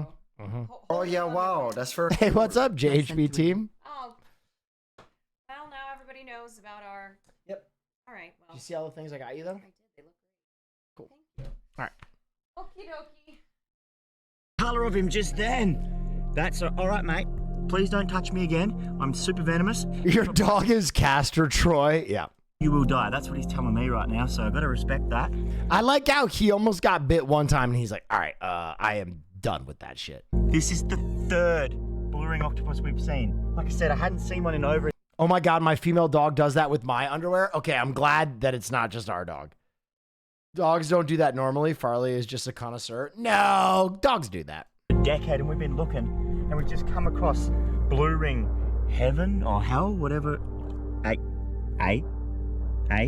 what are you doing? That's too close.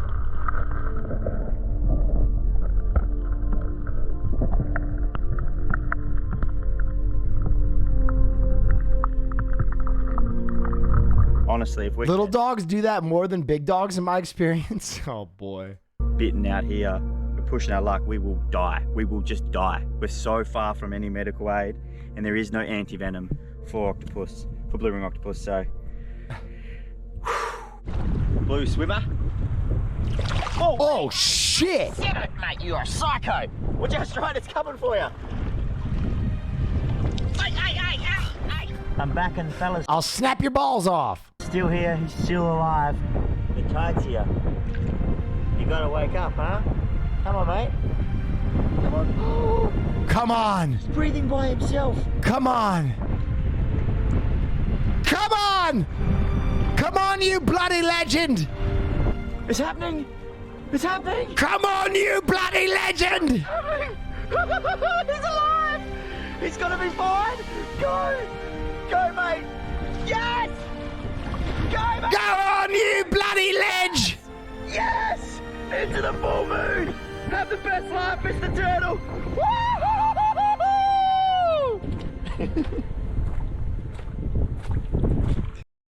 That guy's great.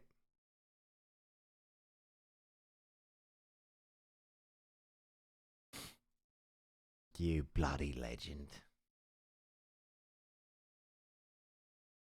This guy wait. As we steer our boat down, looking for these dangerous predators. Oh, there's Classic a king croc right there. He must be 4 meters, 12, 13 Oh, he's really pissed off. This croc has enough power in its jaws to rip my head right off. Woo-hoo! I've got to be careful. So what I'm gonna do is sneak up on it and jam my thumb in its butthole. Holy crap, dude! If I get bit out here, I'm 200 kilometers from the nearest hospital. I better be real careful jamming my thumb in its butthole.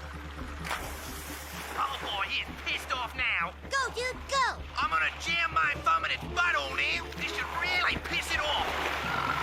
Oh yeah, that pissed it off. Oh, I gotta be... Oh man, Crocodile Hunter, what a classic. I'm gonna jam my thumb in his butthole.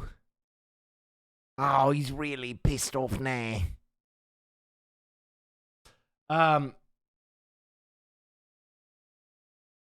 You see this other sea creature they found? Sir, this is clearly... I have not...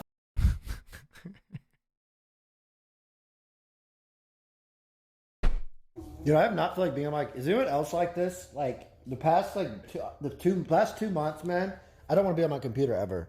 Like, I'm so over the computer. I think Corona, they can't take me serious if you look at me like that. What? I have not felt like being on is anyone else like this? Like, the past, Oh, man. By the way, he was really good on the draft show. I know his community gives him endless shit, but he was really good on the draft show. I was really proud of him. He was nervous because he's like, this is my first time doing anything like live television. And he was like really nervous he was going to do a bad job. He did a great job. He fucking killed it. Oh yeah, wow, that's very cool. Finally able to catch a stream since my college semester is over. What do you think about this casting? This is a great casting. Carl Urban is in final talks to play Johnny Cage. Johnny Cage. I'm gonna be honest though. It's wrong. I love Carl Urban, but Carl Urban should play Kano.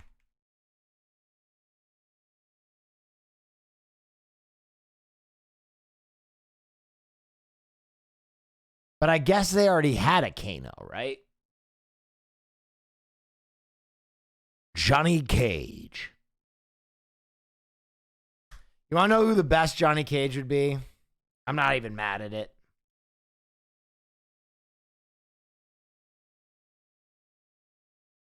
I'm not even mad at it. Just get Ryan Reynolds. Ryan Reynolds would be a fucking perfect Johnny Cage. Like an 11 out of 10 casting. Unreal. Like he's just got that energy. So Johnny Cage is probably one of my favorite video game characters of all time. John Cena? Nah, John Cena's too ripped. He's too big. Johnny Cage is like a schwarmy asshole. And Ryan Reynolds is like a perfect schwarmy asshole. Johnny Cage. Hey, kid, you want my autograph? What about Ryan Gosling? Gosling would be good too.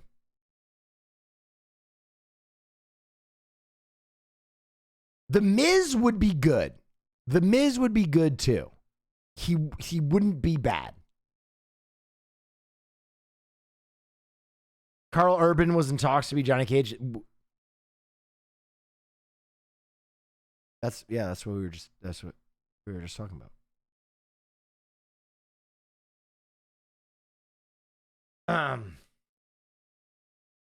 Johnny Cage is shirtless sometimes, just like Cena. Oh yeah, wow, that's very cool. Yeah, but he's never as big as John Cena. Like Johnny Cage is ripped, but he's not like giga ripped. This is when he was at his absolute biggest, when he had Johnny tattooed across the chest. Johnny Cage. But like he's usually like this size, you know what I mean? Ugh. Ryan Reynolds teases Mortal Kombat fans by posting as Johnny Cage. So obviously I'm not the only one who thought Ryan Reynolds was a great fit for Johnny Cage.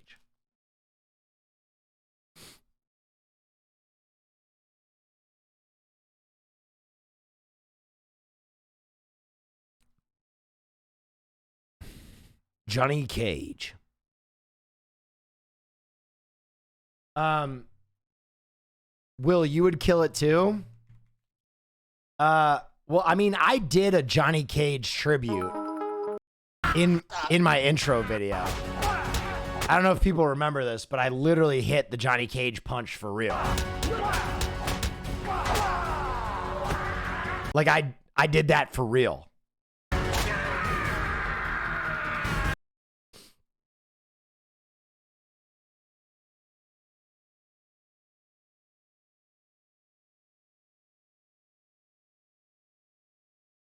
I'm a stud.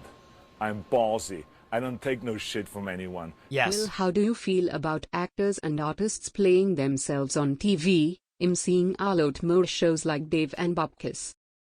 Yeah, I think it's like a very meta thing. I don't love it. But it is what it is. The Lord of the Rings. The Rings of Power Season 2 will continue filming without the showrunners and any other writer-producers on set. Let me say two things. One, yeah. I mean, it's Amazon. They're kind of bad guys. And I could see them doing something like this. Two, ultimately, if you are a fan, I don't think this will damage the quality of the show very much because it's a pretty piece of shit show to begin with.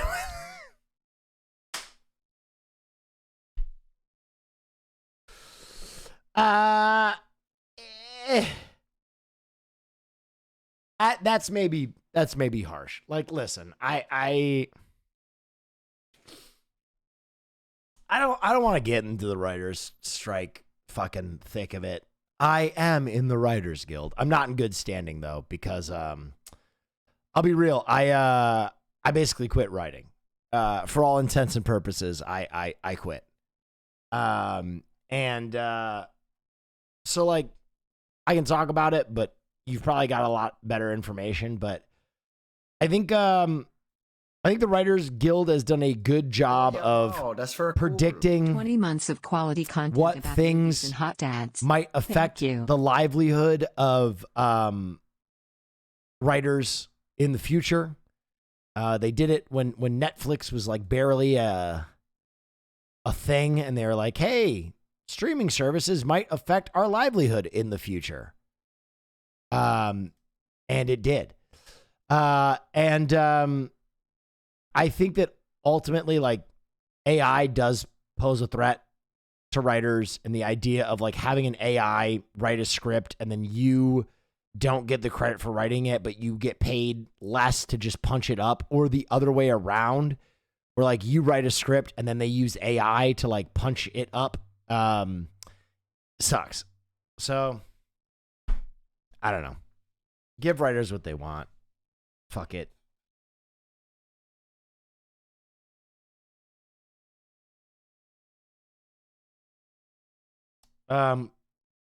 Cloverfield direct sequel is possible. The Slushy website that was part of the viral marketing trend for Cloverfield has mysteriously come back online. Interesting. That's interesting to me because the Cloverfield universe has gone in two separate ways since the original film.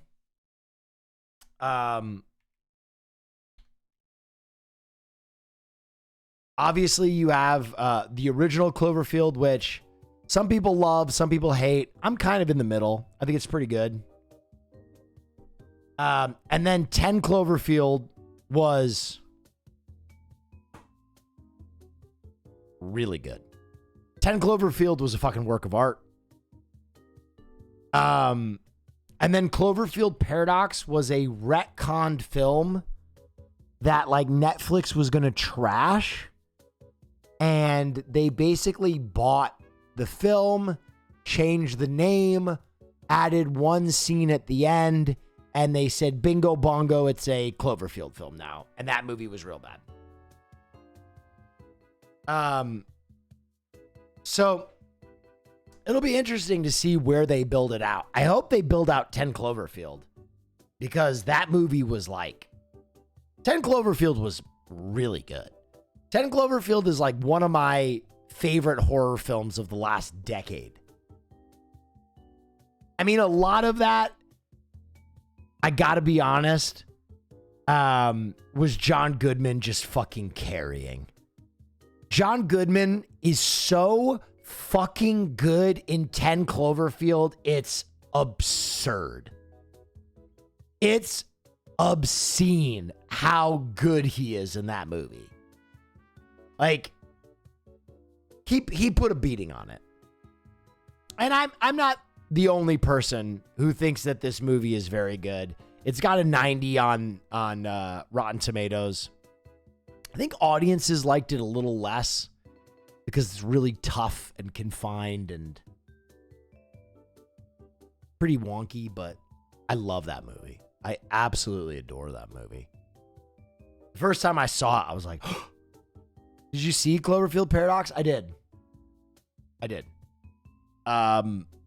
And I was very underwhelmed. I mean, I don't know if I was underwhelmed because I knew the story before I watched the film. I knew what it was. It was a retconned film that basically Netflix said was too shitty to release as is. And if Netflix is saying your movie is too shitty to release as is, there's nothing wrong. No, there is something wrong, Pokey. That was really weird. I was just scrolling Twitter and that video played. Dude, Twitter video is weird. Pop, pop, pop, pop. That was really funny. Oh yeah, wow, that's for a cool Video James, thank you. Octopus intelligence. Are you growing your hair back out? I am. Octopus intelligence. Oh, I want to watch this. Dude, I love these stream of conscious streams where I just watch shit that I want to watch. It's pretty good. Did you hear about the octopus that slipped out of its tank? Ending was strange in 10 Cloverfield. I thought the ending was awesome in 10 Cloverfield. What I will say, I don't want to give anything away because I do think that that is a film that is worth not spoiling. I think the ending of 10 Cloverfield is one of the few times that the writer was like, let's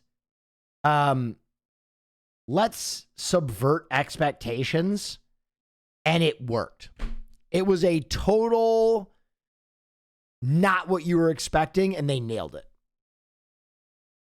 To a drain pipe and made a break for the sea? Or what about the cephalopod that figured out how to open those child-proof pill bottles? Which, let's be honest, certain adult humans have a hard time doing sometimes. It's fair to say that octopuses are smart, but when we talk about the intelligence of other animals, we tend to fall into the trap of comparing them to humans, testing for everything from the size of their brains to qualities like emotions or learning abilities. But octopuses are very different from people. I don't know if you've noticed. In the evolutionary tree, they are a long way off from us, and they're probably way more complex than we might realize or understand. So your brain is in your head, and so are the brains of other animals that we consider intelligent, like dogs and dolphins and chimps and crows. Octopuses have central brains in their heads as well, and we have some anatomical similarities. For example, their brains generate similar electrical patterns as vertebrates, and they seem to have specialized brain areas for things like learning and memory storage. They also seem to have a dominant or preferred The director of 10 Cloverfield Lane is working on a new Waterworld TV show.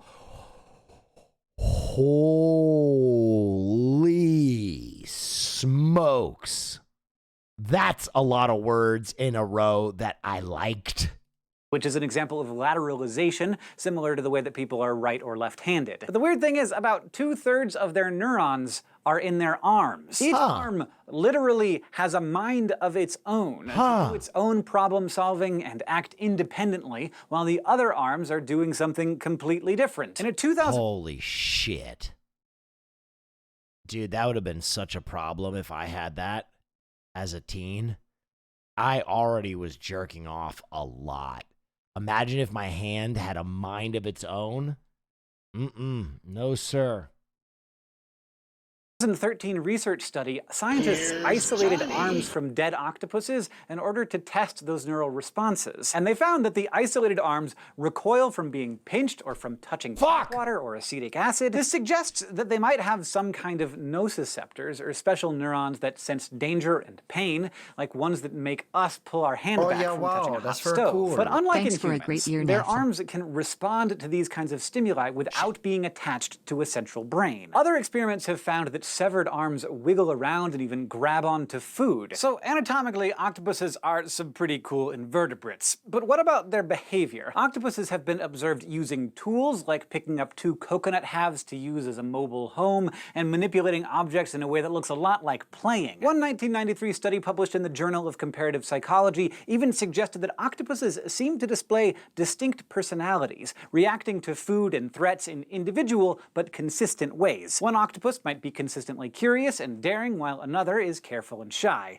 Another study in 2001 seemed to show that young octopuses change their behavior over the course of weeks, becoming more alert to danger and learning from their environment. So octopuses do seem to have some sort of advanced cognition, learning and changing their behaviors over time. Even though we might see a lot of ourselves in the behavior of octopuses, we certainly didn't get there on the same path. Our vertebrate evolutionary branch split from the mollusks about 1.2 billion years ago, so human and octopus intelligence evolved completely separately. Scientists have a lot of different theories to try and explain how humans evolved intelligence, and one of them relates to our social lifestyle. Basically, forming long-lasting relationships could have meant better survival. But octopuses don't have that specific evolutionary pressure. They only live for a couple of years and are almost always alone. So how do these creatures evolve their intelligence and central brain while other mollusks, like oysters, didn't? Well, it might have something to do with the most obvious thing that separates an octopus from an oyster: the shell. At some point in their evolution, the octopus's ancestors probably traded the safety of a shell for freedom. Suddenly, they could move around and forage for food using a variety of hunting skills. But they also had to worry about becoming dinner, which led to all kinds of strategies to avoid being eaten, like hiding, camouflage, tool use, and speed. And all that self-preservation requires some sort of intelligence. The smarter octopuses would have had a better chance of survival. Octopuses might not look like us, move like us, live like us, or probably even think like us, but they have somehow evolved intelligence in ways we're only beginning to understand. Thank you for watching this episode of SciShow, which was brought to you by our patrons on Patreon. If you would like to help support this show so you can learn more cool things about octopuses, or octopi, or octopodes, you can go to Patreon. Octopodes. I think both terms are applicable.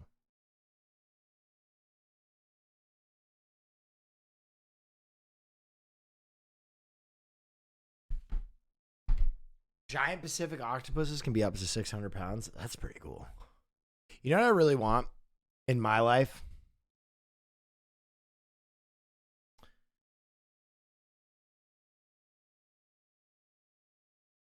I want this.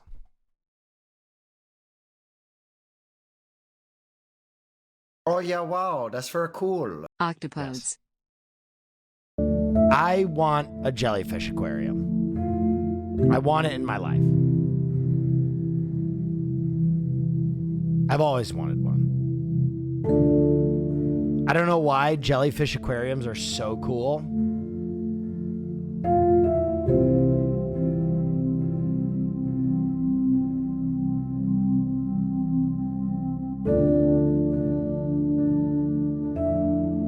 You can get one cheap? Can you?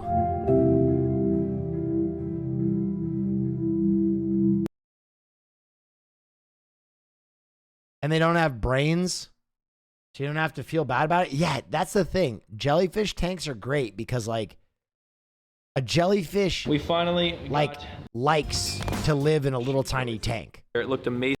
Because they don't. Here's someone out because I can get a lot closer. You could really see how beautiful these moon jellies are. There's only 3 of them. I thought they were gonna come with more, I'm not gonna lie, but they are. Here we go. This tank is about to have light. As you can see, we have our 3 moon jellies all tucked up in the corner. Oh! Look at that. Oh. Look at that moon jelly. You can see it all. He's kicking. That is crazy. Thank gosh for the iPhone. I'll tell you what, we're getting some footage that my camera definitely could not get. Dude, I could sit here and watch this thing just do this all day. That is the trippiest thing ever. Yeah, I love that. Octos are aliens? March 2018. A scientific paper sparks a sensation in the press. Oh, shit. In it, a team of 33 scientists, including Dr. Chandra Wickramasinghe, claim that octopuses possess extraterrestrial DNA. Cool. Fuck yes. Moon jelly vibes blob What we dance. find in the octopus genome is just almost uncanny. Huh. It has something like 50,000 genes. Compare that with the human, which has something like 25,000 genes. So the octopus, in many ways, appears to be more complex than the human. And how did this complexity manifest itself? There's ample evidence to suggest that it came from outside. As scientists study octopus. I love how History Channel at one point was like, You know what people don't like? Real history. Let's just start making bullshit. What they're finding, and they're not seeing a connection to some ancestor of the octopi. It's like these creatures were brought here in their entirety and put into our oceans. The octopus is a really fascinating organism. The octopus's brain, instead of just being centered in its head like ours, is actually distributed throughout its tentacles. We know. There We're are experts. brains in their arms as well as the central brain in their head. An octopus That is the coolest. Dude, how can you not be an octopus person? This dude is running on his tentacles. certainly manipulate its environment. It builds its own homes by piling rocks and shells on top of it. Octopuses are very adept at camouflaging themselves by changing their color to that of their surroundings really, really quickly. I mean, almost it looks instantaneous to us. It can also manipulate its body into different shapes to imitate other animals. I mean, come on.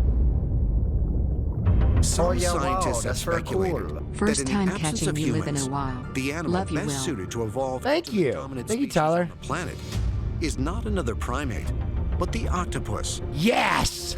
And there is one ability in particular that's Chozo with the 10 gifted. Oh my god.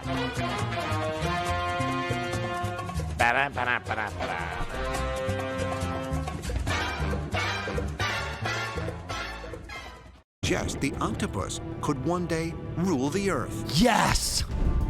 It can edit its own genetic code. What? DNA, the double helix, is like a zipper. The zipper can be unzipped. And then another molecule is created. Can't drive a car, I'm smart. RNA. Oh, RNA true. transfers They the couldn't drive information from DNA to proteins. Huh. So the octopus have the amazing ability to edit their RNA. Thus, they can make new proteins. Although this ability isn't fully understood, it suggests that the octopus can rapidly adapt to its environment far faster than other creatures. What RNA editing does is essentially mediated by changes in the environment, usually temperature, for example. Camouflaging skin, tool use, the ability to edit its own genetic code. Is it possible that this extraordinary creature, with 3 hearts and 9 brains, is not from Earth? Evidence can be found by examining mythological accounts from across the ancient world. Yeah. All the way around the world, there are traditions to do with a creator god in the form of an octopus. Oh, hell yeah, dude. For instance, wow, in that's ancient very Crete, cool. there are numerous images and paintings of an octopus with bizarre large eyes. In Ecuador, at a place called Mantas, were these bas-relief carvings of this bizarre Bas relief is such a Lovecraftian word. octopus deity. We have to ask ourselves... Talk about Cthulhu. is Talk it about possible Cthulhu. The ancients were aware that the octopus is truly alien to this planet. Is it possible that the octopus is related to a race of extraterrestrials that visited Earth thousands of years ago? Or did our ancestors encounter intelligent creatures that were the result of alien experimentation? Wow.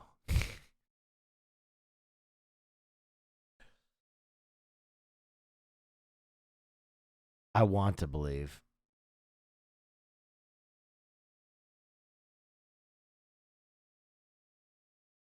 Video about mountain monsters? Yeah, this is Billiam. I have seen a lot of paranormal investigative shows. I've seen a lot of cryptid and cryptozoology shows, but I have never seen anything quite like mountain monsters. All of a sudden, it sounded like we're in a combat zone.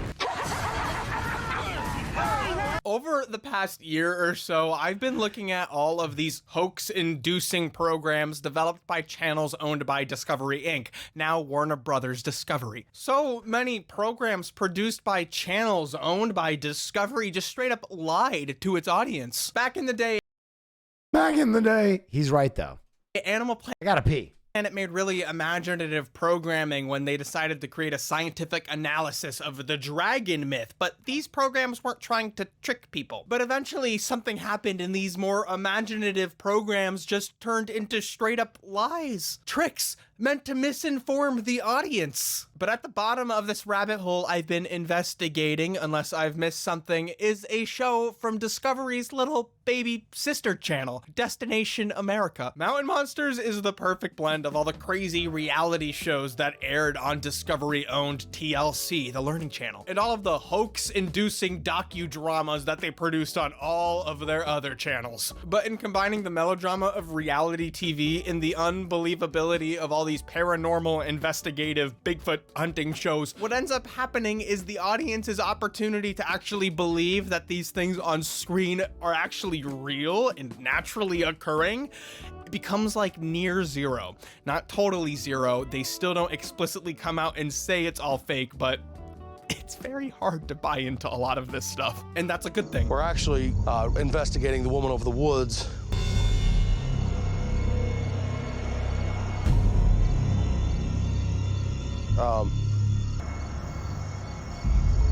Appreciate it. Not going to the woods. This is the pro wrestling of Bigfoot and other paranormal investigative shows. This is my whooping stick. Upside his head, the old grass man. I might have to give him a little attitude adjustment. And you have people responding to it in two different camps. There are people who don't really understand it and are angry because they truthfully believe people are being fooled by it. And then you have the people who watch it and enjoy it for the theatrical masterpiece it is. These guys, they're not Bigfoot hunters. They're shonen protagonist style Bigfoot fighters. They want to throw hands with the ape man more than you know. We'll short his ass out. Blow his bulb. Yeah. So let's look at Mountain Monsters, the single greatest paranormal investigative show ever created that should really kill the genre and take it. The actual show might be worth checking out. We watched it before. That's why we're watching this. The top. Before we continue, I am so happy to say that this video is sponsored by HelloFresh. I finally got... Oh, HelloFresh. Delicious. Normal creatures. Trapper is the leader and founder of the Ames team. He's a seasoned hunter turned paranormal investigator. Well, that son of a bitch hit that back corner, his ass stuck out. I seen his ass. Huckleberry is the... I seen his ass. Dude. Yeah, if you've never seen that show, it's absolutely bad shit. I don't know if we're going to watch a 33-minute video on it, but... Oh, yeah, wow, that's very cool. The cookie cutter shark? Doesn't the cookie cutter shark have the sharpest teeth in the animal kingdom or something like that? Creature in the deep waters of the ocean who can eat anything that swims by, even nuclear submarines. Wait, what? Yeah, you heard it right. A submarine. Hi, and welcome back to the Fact Pack channel, where we pack the amazingness from all over the world. So make yourself comfortable, and once you're ready, let's get started. When is video games? Probably late night. It was the 70s. Apollo 13 has made its remarkable return home, the Beatles have broken up, and the Cold War was in full swing. An American nuclear submarine was on patrol, searching for their Russian counterparts in clandestine game of cat and mouse, when suddenly, without warning, something attacked. Their radar and microphones were destroyed beyond repair, leaving the Americans blind in the water. Fear struck at the heart of the US Navy. Was it a new stealthy piece of Russian tech, or was it something else? The damage was apparent once the submarine was in the dry dock. Something had... Are you still doing movie nights on Wednesdays? Yes. We have a list of all the movies we've watched. Taken out the entire radar with a single blow. This wasn't a straightforward patch-up job. The whole system needed to be replaced. After a while, the engineers found the damage. A single round hole punched into the rubber casing of the radar, which let the oil inside leach out, and seawater in, ruining the delicate electronics inside. On closer inspection, the hole had saw marks on the edge. Alright, get to the shark. Sharks were once known as cigar sharks because nobody knew. Oh my god, that thing is awesome. How they ate. Once a biologist discovered their secret, it explained the mysterious deep holes made in the equipment of nuclear submarines. These sharks aren't that scary if you look at them closely. It's only about 1.5 feet long, which is about 45 centimeters and thinner than most adults' wrists. Only there's one problem with this shark. It thinks nothing of attacking animals a lot larger than itself. Oh my god! Even the most dangerous one, the nuclear submarine, obviously. Yeah, I know it's not quite an animal. However, up until the 60s, it didn't occur to biologists to connect this innocuous-looking shark to the deep crater-like bites that they saw in tuna, in dolphins, and in whales. It wasn't until 1971 that Everett Jones published a paper suggesting that cigar shark was responsible for the crater wounds on fish and cetaceans. In 1969, Jones had been on an expedition during which he caught tuna with deep circular wounds. A day later, the expedition brought in more tuna, which shared a net with these small sharks. When Jones took a shark and placed it against the side of a fish, the shark bit into the fish, making a comparably sized wound. The cat-sized shark doesn't look that intimidating. Oh my god!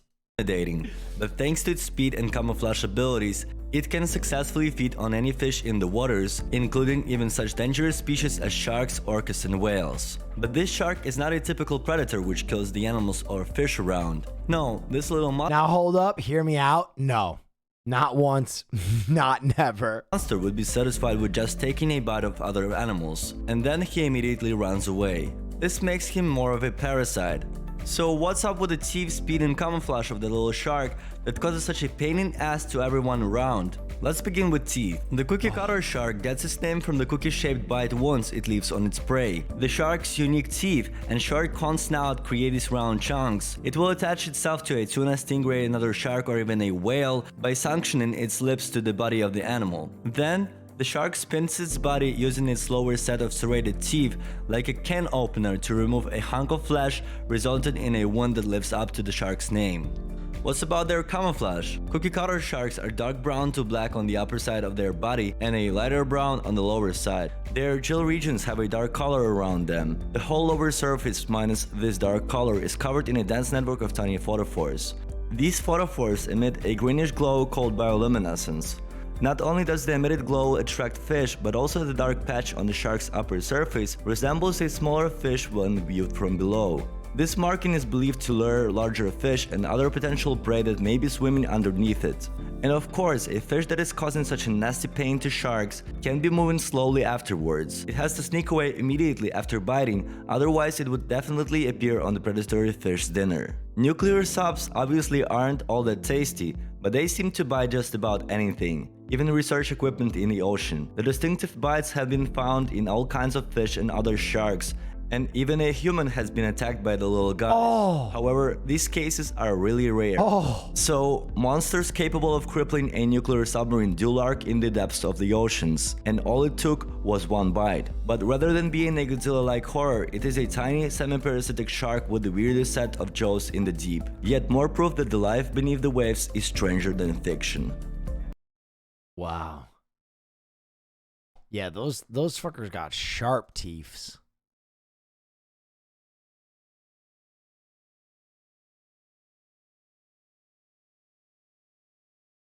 What lurks in the midnight zone? Oh man, thalassophobia going crazy. A kilometer from the surface, beyond the Yes, dude, and the best narrator in fucking all of animal video history, Attenborough. Lurking 200 meters beneath the surface, an area mostly unseen by human eyes, a frenzy of life erupts in the dark annals of the sea. I love Attenborough. Reach of the sun.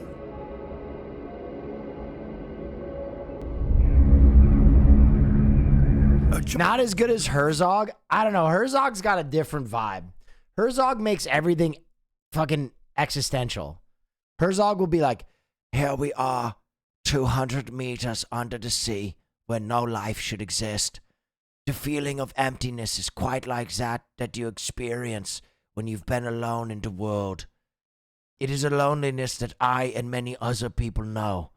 Oh, here's a fish. Wow, that's very cool.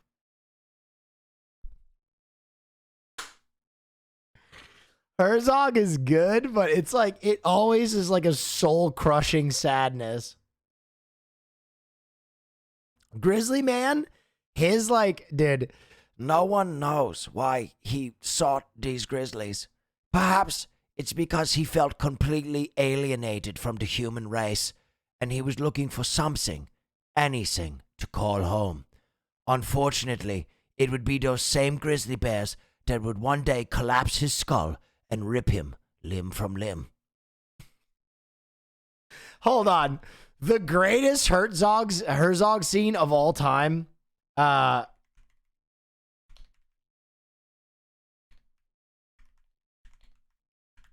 is when he watches, when he listens to the guy get torn apart and he tells the sister, you must never listen to this.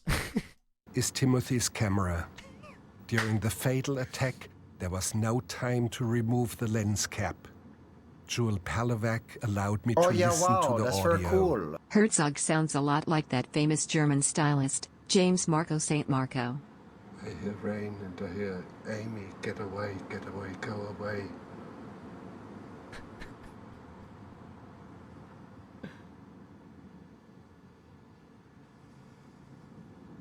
Oh my God.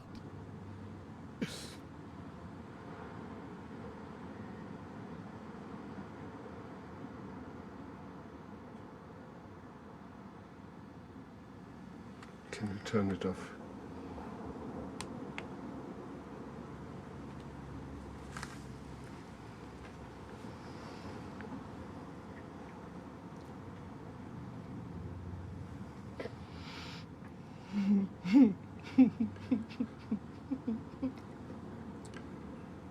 Julie, you must never listen to this. No, Werner, I'm never going to. And you must never look at the photos that I've seen at the coroner's office. I will never look at them. Yeah.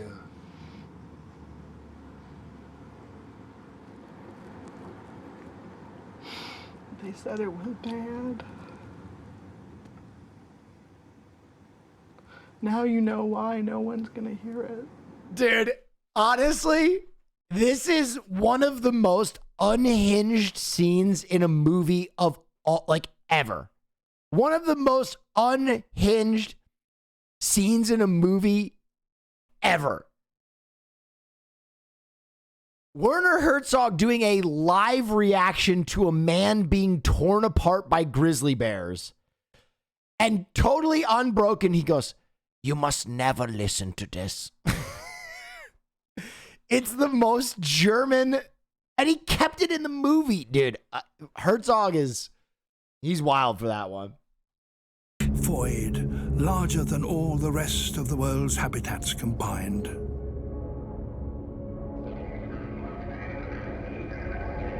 What movie is it? Yeah. That's from a movie called Grizzly Man, which I honestly think is probably top 10 documentary films of all time. It's a true story of a guy named Timothy Treadstone, right? Who like lived among grizzly bears for like 10 years. Treadwell. And eventually he did something really strange. He kind of got like a level of notoriety and fame for doing this. And he started bringing his like wife, girlfriend, I forget, who had like no experience with grizzly bears. And apparently there was like a starving grizzly bear. And he gets mauled to death. He gets killed by these grizzly bears. And he was rolling a camera while it happened. And his girlfriend also got eaten. And it is like a fucking enormously tragic, very strange story that Werner Herzog like masterfully tells the story of. But Werner Herzog is also like, the way that he does documentary is like, he will always like at length talk about the philosophical implications of like what he's talking about. So like a lot of docs will get into like the X, Y, and Z, and they very much like the filmmaker won't be present. But Werner Herzog, like every scene will be like, what drove Timothy into the wilds to be among those grizzly bears will never be known. But inexplicably, he was drawn over and over and over again to the Alaskan wilds to find himself among these powerful and deadly creatures. Perhaps there's something universal about this want to put the self in danger. Like, it's fucking amazing. Your German accent is horrendous. You're a fucking idiot. My Herzog is perfect.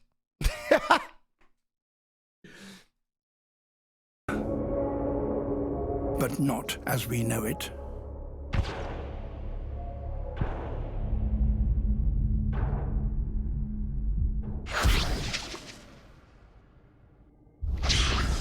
Alien-like creatures produce dazzling displays of light. I'm ballsy. I don't take no shit from anyone. Yes. Will, might be too long, but I recommended we watch Fear of Big Things Underwater by Jacob Geller. It's very good. Fear of Big Things Underwater. Okay, I might give that a spin.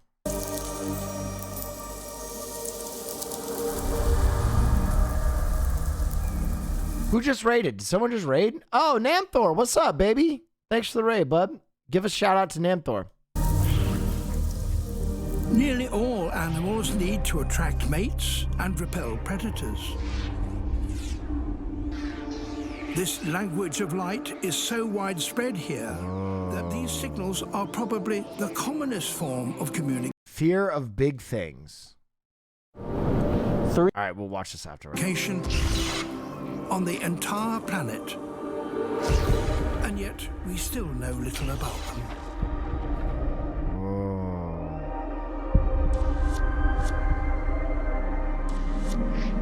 Oh yeah, wow, that's very cool. Yo, down, let's do the Zelda speedrun idea I had. Zelda speedrun? I mean, I don't really do speedruns, but I'll check it out. I'll check out what you wrote me. I haven't looked at it yet. Everybody give Namthor a follow. We love Namthor here.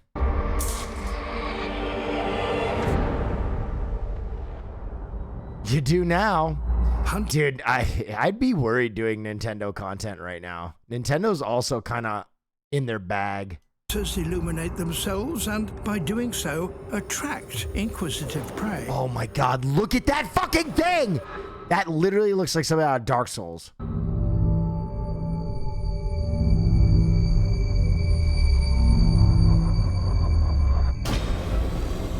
Tears of the Kingdom soon? Know that I will not be a streamer who plays Tears of the Kingdom on stream. A, because I want to enjoy it, and B, because I want to enjoy it. This is Fangtooth. It has the largest teeth for its size of any fish.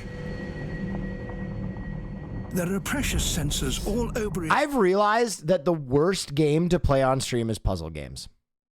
Because I'm very good at puzzle games. But every chatter in the world, if you take more than one attempt that's very cool. to figure out any puzzle in the history of video games, every single chatter will be like, fucking idiot. What a fucking moron. So bad. Stupid fucking idiot. Like, I beat Little Nightmares on a tear. Like, I blew through Little Nightmares so fast. And I maybe like messed up one of the puzzles like one time, like trying to figure it out. And just everybody, bro, Megalo, so bad, terrible, worst gamer on planet. It's like, dude, it's a puzzle game. You're like, if you figure out every puzzle first time, fundamentally, the game has failed. The game has failed in what it's supposed to do. But chat is so unbearable with puzzle games. It's insane. Like, I don't mind if everybody tells me I'm a fucking terrible gamer when I'm playing Dark Souls, right? I'm supposed like getting fucking chastised when you play Dark Souls or a fucking FromSoft game. That's part of the experience. But when I am absolutely Usain Bolt sprinting through a puzzle game, and no matter what, everybody's like, haha, what a fucking dumb, fucking illiterate loser. I'm like, Jesus Christ. Put no backseating on screen? Oh, dude, you know what? You're right. Chat has never in the history of Twitch disobeyed a command that's on screen. That I know for sure. You're absolutely right. I don't know why I didn't think of that before. Head and body, which can detect anything moving in the surrounding water.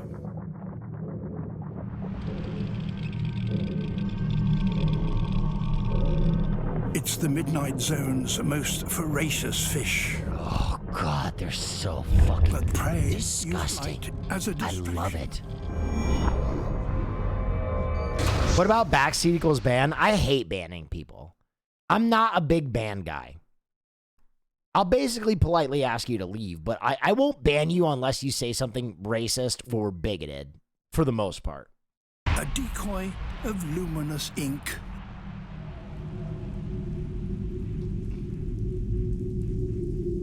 What's up, Lord Spew? I love when a girl touches my Midnight Zone. Blackness. Creatures live beyond the normal rules of time. I don't know, but you didn't read my message. Sag, hey Will, need your wisdom for a moment. Finished my first screenplay for a feature last month and am at a standstill, especially with the writer's strike. Obviously don't want to come across the picket line and sell the script, but also unsure of what next step to take. It's a very nuanced question. Here, I'll put this volume kind of down and I'll talk to you about it for a second. I would just say hang on to the script. You do not want to start your career writing crossing a picket line. You will be remembered as a villain, and the WGA is very organized, and they will brand you as such. So I think you don't want to do that and fuck up your future if this is something you want to do long term. I will give you the advice that almost any writer will give you when you finish a great piece of writing.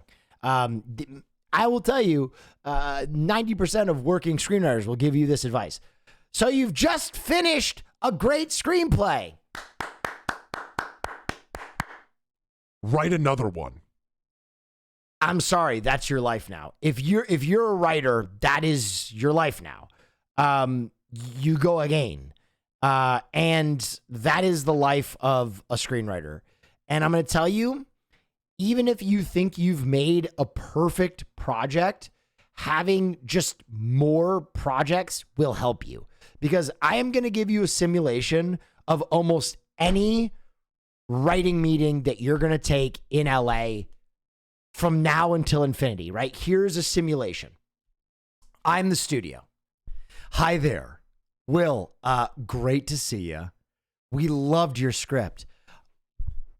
Oh, wow. Thanks. Yeah, it's a sci-fi piece. I really love it. It's a horror. Right. We loved your project, but we are not buying sci-fi right now. 6 months stop. Do you have anything else?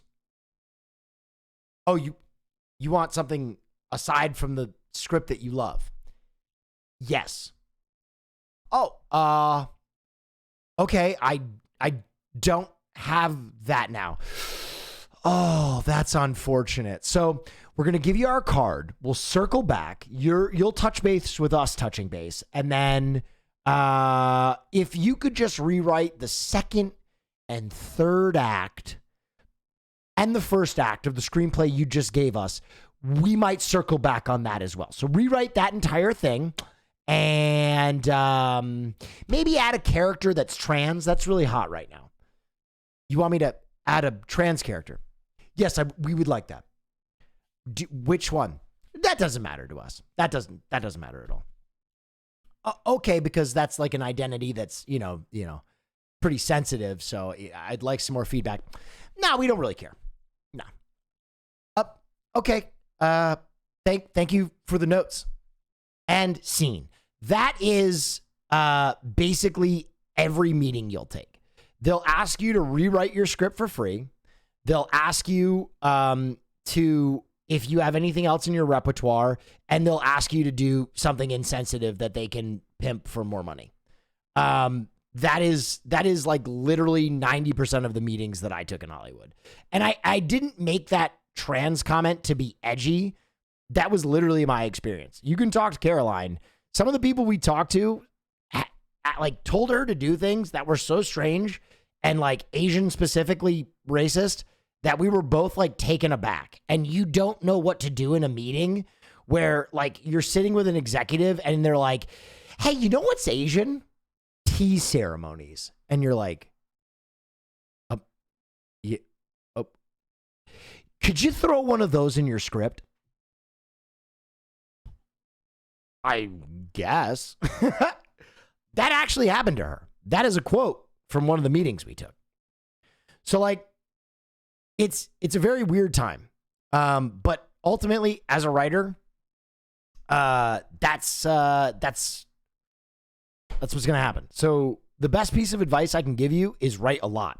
Have a lot of finished projects, because you're going to get a lot of meetings that like suck.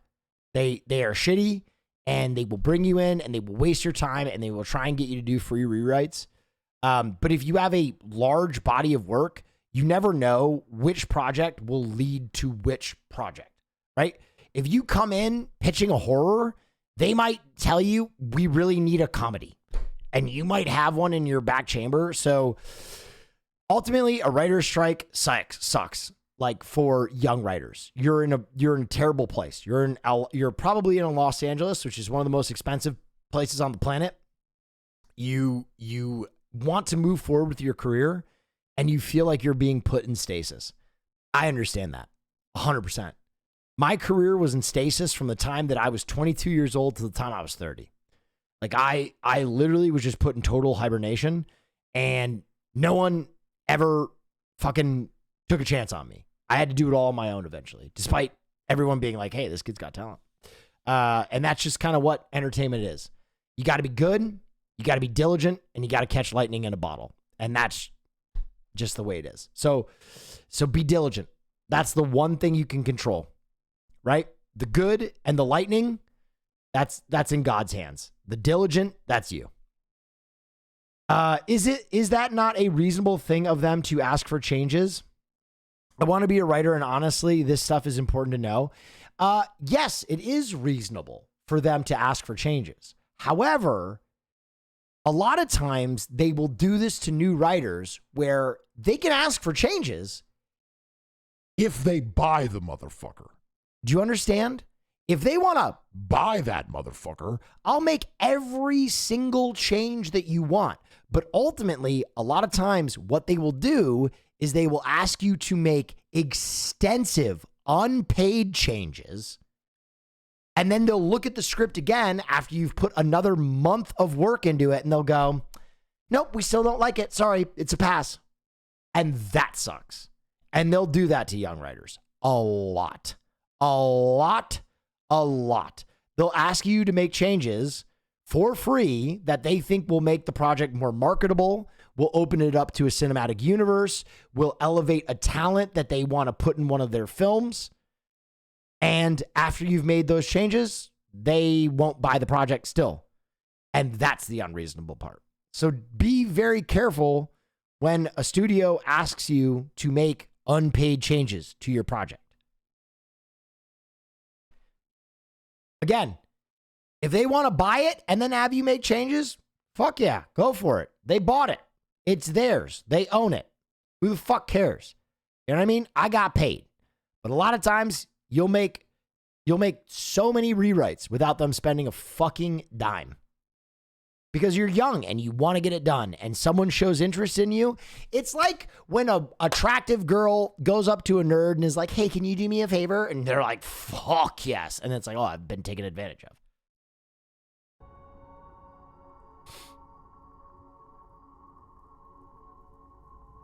Should I just walk in that situation or demand they buy it before making a rewrite? I don't think you demand. like, listen, you got to be a human being. You got to play the game.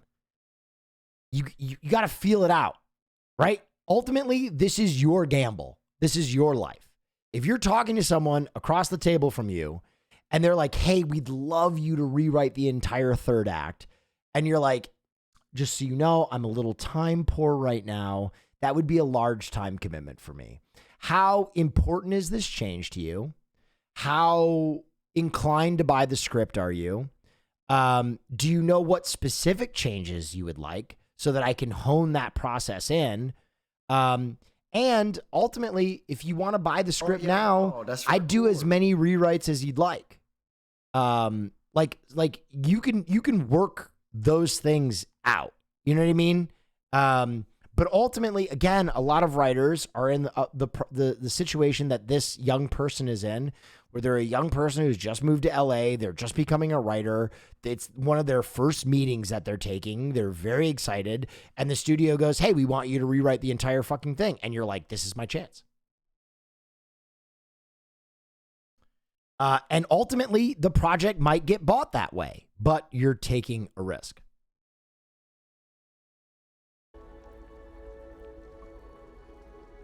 Down here, it's sorry for that long hiatus. I hope that helped whoever asked that question.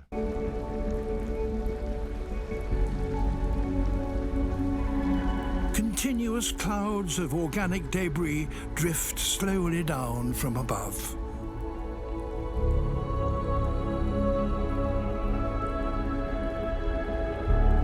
This is food, and a whole variety of filter feeders depend on it. Oh yeah, wow, that's very cool. Would you review a 90-second Jellyfish. speech for my friend's wedding on Saturday? Big ask, but you miss 100% of the shots you don't take. Yeah, I'll read your speech. It really did help so much. Thank you a million. Appreciate that.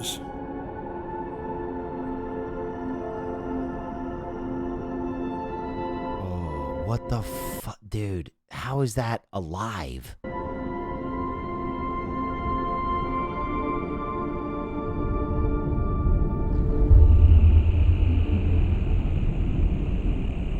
All right, quickly, let me take a look. My name is N, male. You probably haven't met me, but I am M, male. When he was 16, I kind of knew I wouldn't like him. Although 5 minutes after, I learned he was actually 27. I'm clearly jealous. I'm 30, but look a young 42. I was lucky enough to meet K, female, through M. It's not often you immediately like the partner better than someone you consider your best friend. Okay, I thought that would get a few more chuckles. Don't script that in. I thought this speech would be funnier, but my writers are on strike. That's funny. Keep that. I immediately liked the way you fit together, with K being methodical, calculated, and creative, and M being a little more spontaneous. Well, Michael-esque. I'm sure you all know... Oh, M is short for Michael. Leaked! I'm sure you all know what I mean by that. It's been so fun to see you go from serious but a little non-committal to sharing an engagement story that fits your relationship perfectly, to watching you seal your marriage tonight. I hope I get to see your growth for many years to come. I believe we don't often say the things we truly want to the people we truly want to. But M and K, I want to make it clear tonight that you have both made an impact on my life, and I'm thankful to call you both my good friends. You two are going to share countless moments of happiness together, but have the occasional struggle. Take a look around tonight and know that every person here chose to show up because we all deeply care for you. Know that you can turn to any of us anytime you ever need it. So enjoy your beautiful night. Enjoy your trips to Hawaii, and congratulations. I love the writer's strike joke. I love the third act of your script. I love the third stanza of your speech. I'm not sure about the intro. Maybe it's wonky because you have like the pronouns and the letters instead of the names. It's It's not as pithy as I would like. I think whenever I'm assuming this is a best man speech, you got to have a personal story about M. Or N, sorry. You got to, or M, sorry. You have to. That is the best man's job. And you are going to walk a tightrope between telling a, needs a trans character. You're going to walk a tightrope between, like being overly embarrassing and being like too dry. So you want a story, I'm going to tell you right now, if you knew them when they were young, you can get away with the young stories, right? If you tell a story when their brain is fully fucking developed, it's a little bit more incriminating, right? If you're like, hey, we went to Vegas 4 years ago and you should have seen all the hookers he banged, too far. You've blown it. But if you tell a story like, you should have seen this guy when he was 16, we avoided getting caught by their parents. Hey, Mr. and Mrs. M, I hate to reveal this to you, but that night we were drunk. Something like that is going to get like a lot like, they were drunk. You know what I mean? Like you want to kind of, because you want to humanize this relationship, right? So it's your job to embarrass the groom a little bit, but then build him up. All right. So here's a perfect speech. Here you go. I remember graduation. Em and I were drunk. And everybody knew we were drunk, but we were doing our best to pay it off. Right. And we were so convinced that Em's parents could tell we were drunk.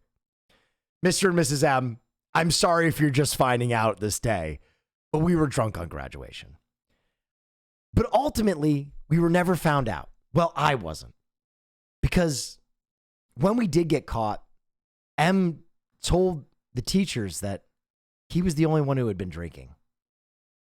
And that's really him in a nutshell. A guy who's willing to have fun, but he's always there for his friends as well. And I know that that same loyalty, even under duress, is going to be present in his marriage for the next 20, 30, 40 years. Because I'm not much of a betting man, but I would bet my life that these two have found a meaningful relationship and it will go the distance. And you know what else I know? If you ever find yourself drunk in a situation you shouldn't be, he'll take the fall for you. K. Mazel tov. There you go. So that's the structure of a best man speech. 3,000 years ago, a monster seizes 6 sailors from the ship of Odysseus and throws them down her screaming maw. 300 years ago, a Danish historian writes about a sea beast 1.5 miles in circumference. Will is scabbing. Wait, I just accidentally crossed the picket line. Oh, fuck. Will, I think you should go to the wedding instead. Oh, shit. Oh, God. Best man speeches. Oh, shit. All right, I'm going to go grab some water while this starts. I'll be right back. 2 men in a rowboat are attacked by a creature with limbs dozens of feet long. 16 years ago, the animal is caught on camera. 120 years ago, a 10,000-pound faceless mass of flesh arrives on the shores of Anastasia Island. 80 years ago, an English author writes of a beautiful decaying giant that lies on the coast. 50 years ago, ocean researchers attempt to pull up their anchor and discover that something no one has ever seen has swallowed it. 18 years ago, the waters on the edge of India draw back and reveal structures outside of living memory. A minute later, those waters smash back into the land. 6 years ago, a glacier collapses and releases a part of itself not meant to be seen. Months ago, a reservoir drops to perilously low levels and uncovers a crime from a different century. The history of our relationship with the deep is written in unknowables. Time and again, we declare something impossible, only to discover it's already happened. Confine a phenomenon to myth until it proves itself beyond all doubt. I am not here to lecture you on what does not exist. I am here to tell you what lurks just out of view, beyond our knowledge, and below the waves.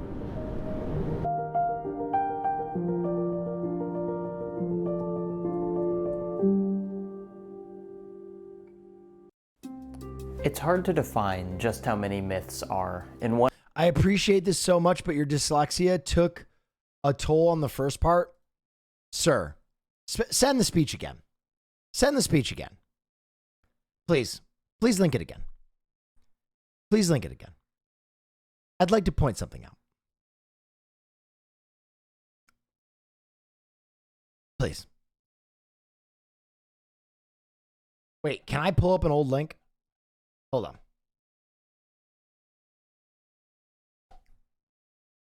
How do I pull up an old link? There's like a command. What do I press? Control Shift T. Yep.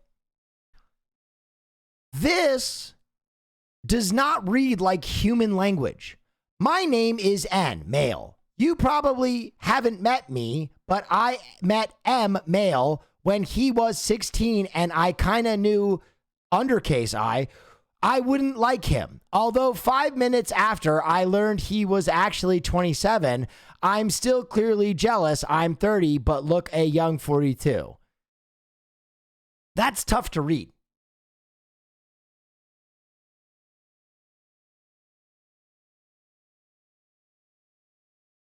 Now, I know I'm dyslexic. I'm just telling you, that's not typically how I read something, with parentheses. He already said it was Chat GPT. I'm just busting your balls. I hope I helped you too. One way or another, about the Kraken. The giant tentacled beast's earliest specific mention may have been King Svare of Norway. Oh God, the Kraken. But what of Scylla, the sea monster from the Odyssey? Writhing legs, Scylla? Screaming heads, and countless fangs. What about the Bible's Leviathan, a multi-headed, multi-limbed monster? Fuck yeah, Leviathan. Ringed with fearsome teeth. Some of our earliest and most influential... Dude, I just realized I really like sea creatures. include not just mentions, but whole encounters with similar sounding abominations. 600 years after King... I'm going to keep it real. My favorite teacher of all time, Mr. G, basically saved my life, was like a father figure to me. He was an oceanographer when he was younger, and I got really into the ocean. Big time, long time into the ocean. And he took me on a trip to Turks and Caicos, and it was like one of my favorite experiences of my entire life. That's when I started eating conch. Fuck.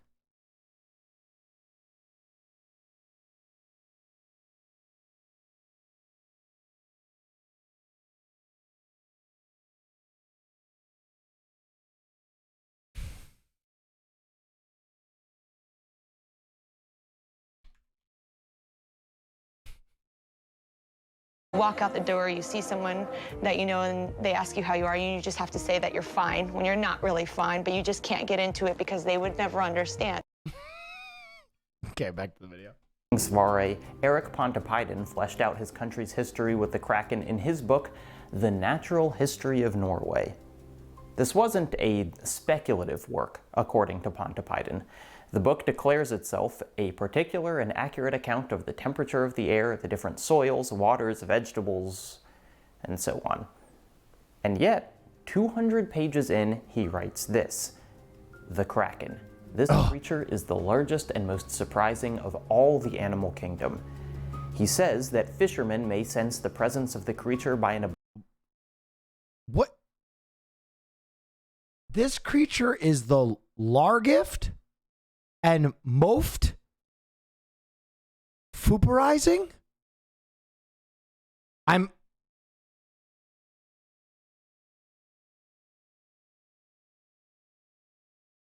F equals S? Oh, yeah, wow. That's really what cool. the hell do you mean?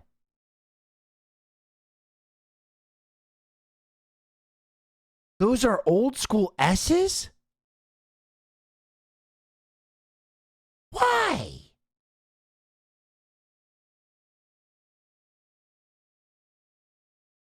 Well, I learned something today. Abundance of fish, but if the water seems to grow shallow. What about that one?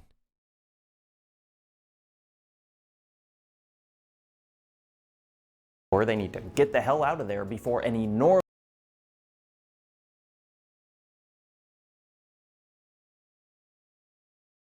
That one's an R? How the fuck do you read this shit? Enormous monster comes up to the surface of the water. He writes that no human has ever seen its true body, but its back alone is 1.5 miles in circumference. That it at first looks like a number of small islands, that the horns on its head stand as tall as ships, that when it sinks back down below, it causes a whirlpool that sucks the surrounding sea down with it. As a kid, I was obsessed with the idea of the Kraken. I pored over illustrations of tentacles grappling with warships. I read every myth and legend I could find. I wrote a report on it for my school, elementary school, and what if there were Krakens and they just went extinct? That would be so shitty. God, I'd love to see a Kraken. Still have vivid memories of waking up in the middle of the night and writing furiously, my waking and sleeping brain both tangled up in the creature. Since assessing giant squids are real, a giant squid is not a Kraken. A giant squid, pretty cool. Kraken, much cooler. Truthfulness was well beyond me, since every piece of literature held basically an equal amount of historical possibility. It was easy to decide which ones were my favorite. It all came down to size. Modest krakens, ones that ate 1 or 2 sailors, wrestled with individual boats, were fine. Interesting. Understood. Didn't mean it nearly that defensively. Dude, I was Striker. I was just making content, bud. I was just being funny. I hope you didn't take that personal at all. I was just doing a bit. I thought your speech was really fun, and I hope I helped you. I was taking a piss, mate. Tentacles that stretched dozens of feet were undeniably neat. But I didn't simply want large. No. I wanted vast. Oh, he's a size queen. Fathomable. That's what I want. That would emerge like the birth of a new continent that could plummet down further than we could ever follow. I wanted something eldritch years before I learned the word. And the Kraken worked for that. Not just because Thank you, Nightlegs5. of enormity, but because it's impossible to disprove. Sure, we didn't have photographic evidence, but we had all these stories, and the deep sea could. You are crazy. I never want to see a Kraken. If I see a Kraken, I have done something very wrong for the long time. Oh yeah, wow, that's very cool. I just want a sense of wonder back in the world. That's ultimately my thing. Is as you get older, your sense of wonder dies. And there are moments that it's rekindled. But I know if there was a news report where like, today off the coast of Africa, the scientists spotted, and there's just like footage of like.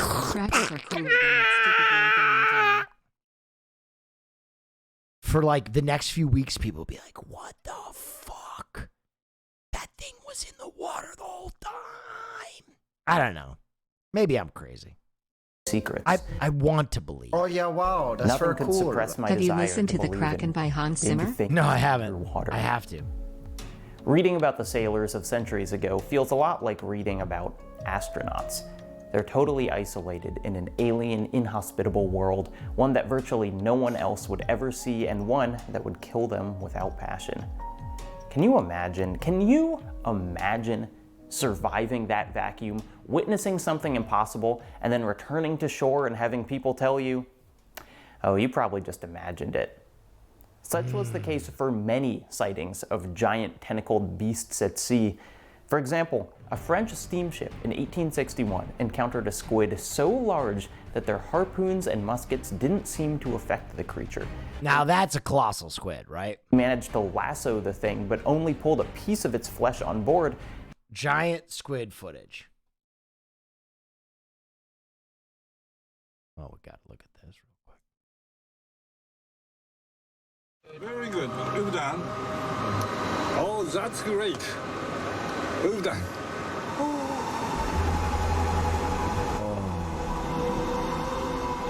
squid continues to feed on the bait. Hunger overrides its natural instinct to flee.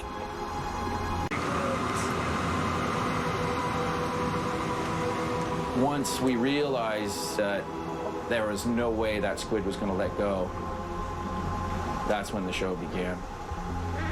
Oh my god. その瞬間に立ち会えてそれを撮影できたという興奮でもういっぱいでしたね。感動してました。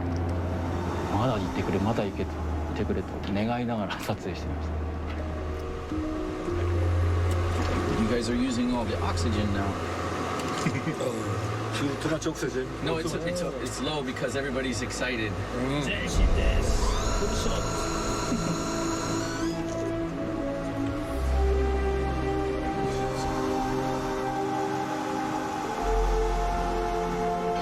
What's up, Mert? 7 minutes. Give Mert a shout out. Yet the giant. Thank you for the raid, Mert. Surface, Triton. I'm a giant squid. I'm false. I don't we take have a no lot of shit from footage. It's all going Have you very, shared your very passion well. for krakens with Hassan? I hear he's a Roger, big Jim. fan of the deep sea and all the creatures in it. No, he's not. He hates it. He's got thalassophobia. Negative. We have complete confirmation. I think there's more going on than what he's actually saying. This is huge. That's incredible. We've done it.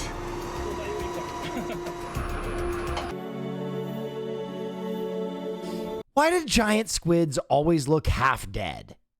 Like, I've only ever seen videos of them where they're basically dead. Okay, I think we're at the end of the tether.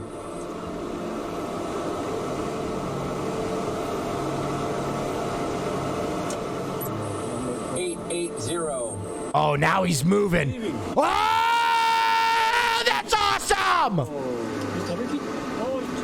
Go away. After 23 minutes, Oh, yeah, wow, the that's close very encounter cool. is Sir over. Neff.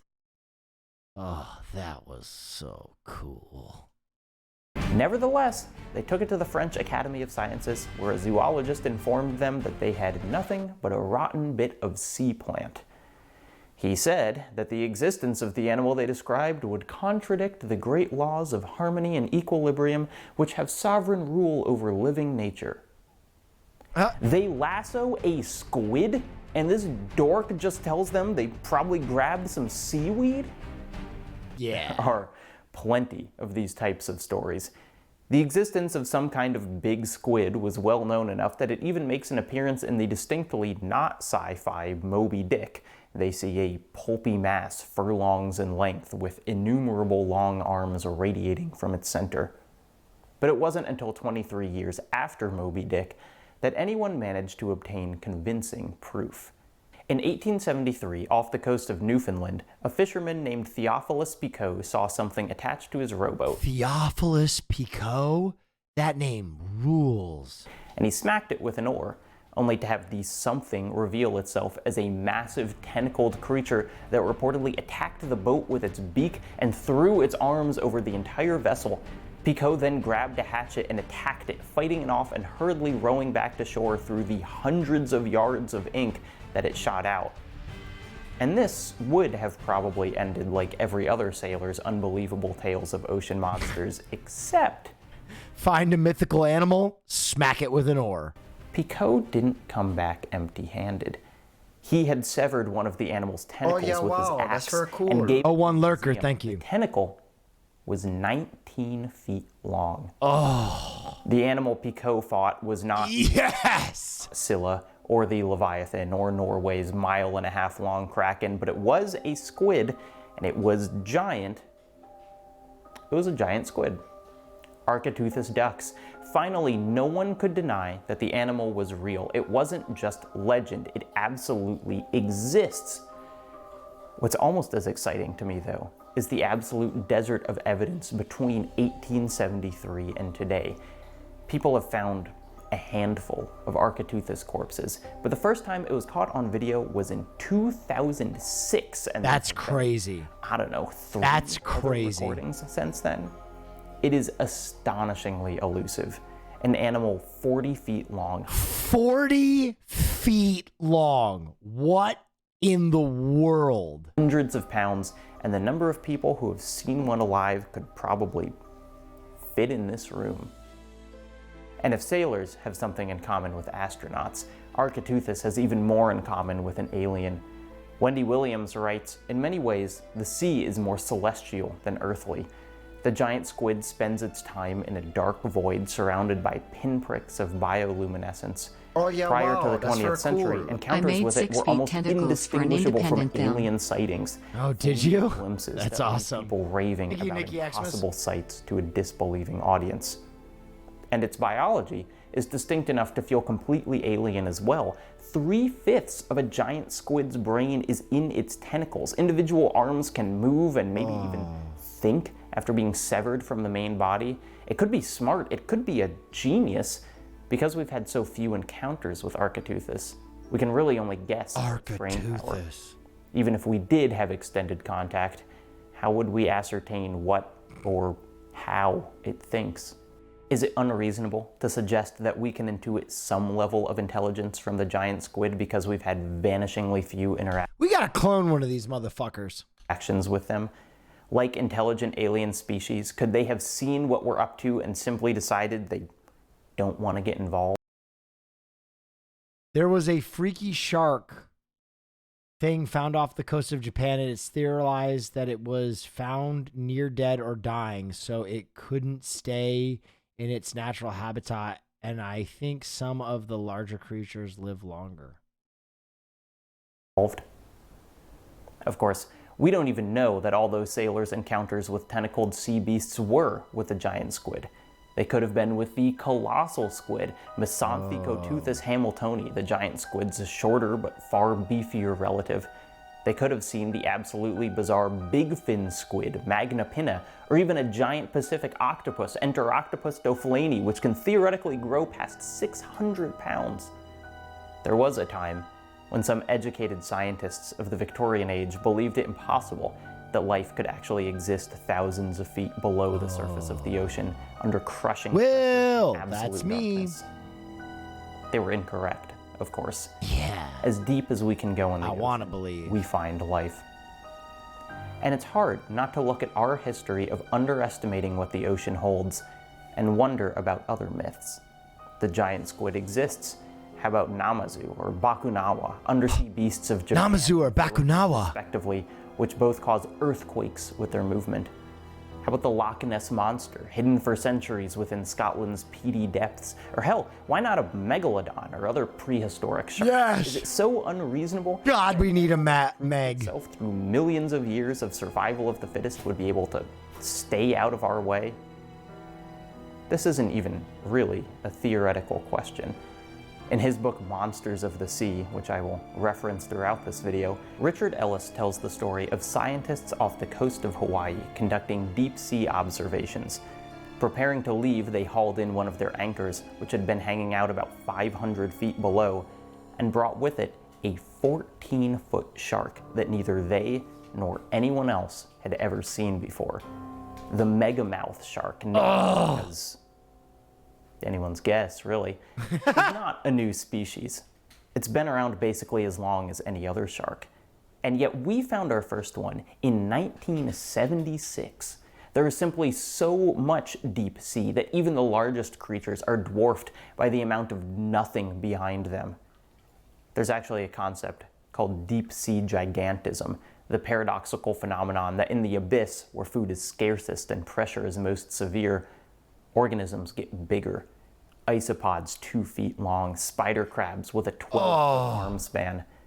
There are still so many questions that remain about what and why and how, that the line between fiction and fact feels blurrier than normal. Is any given author making something up? Or are they inadvertently prophesizing flora and fauna we'll later find out to be true?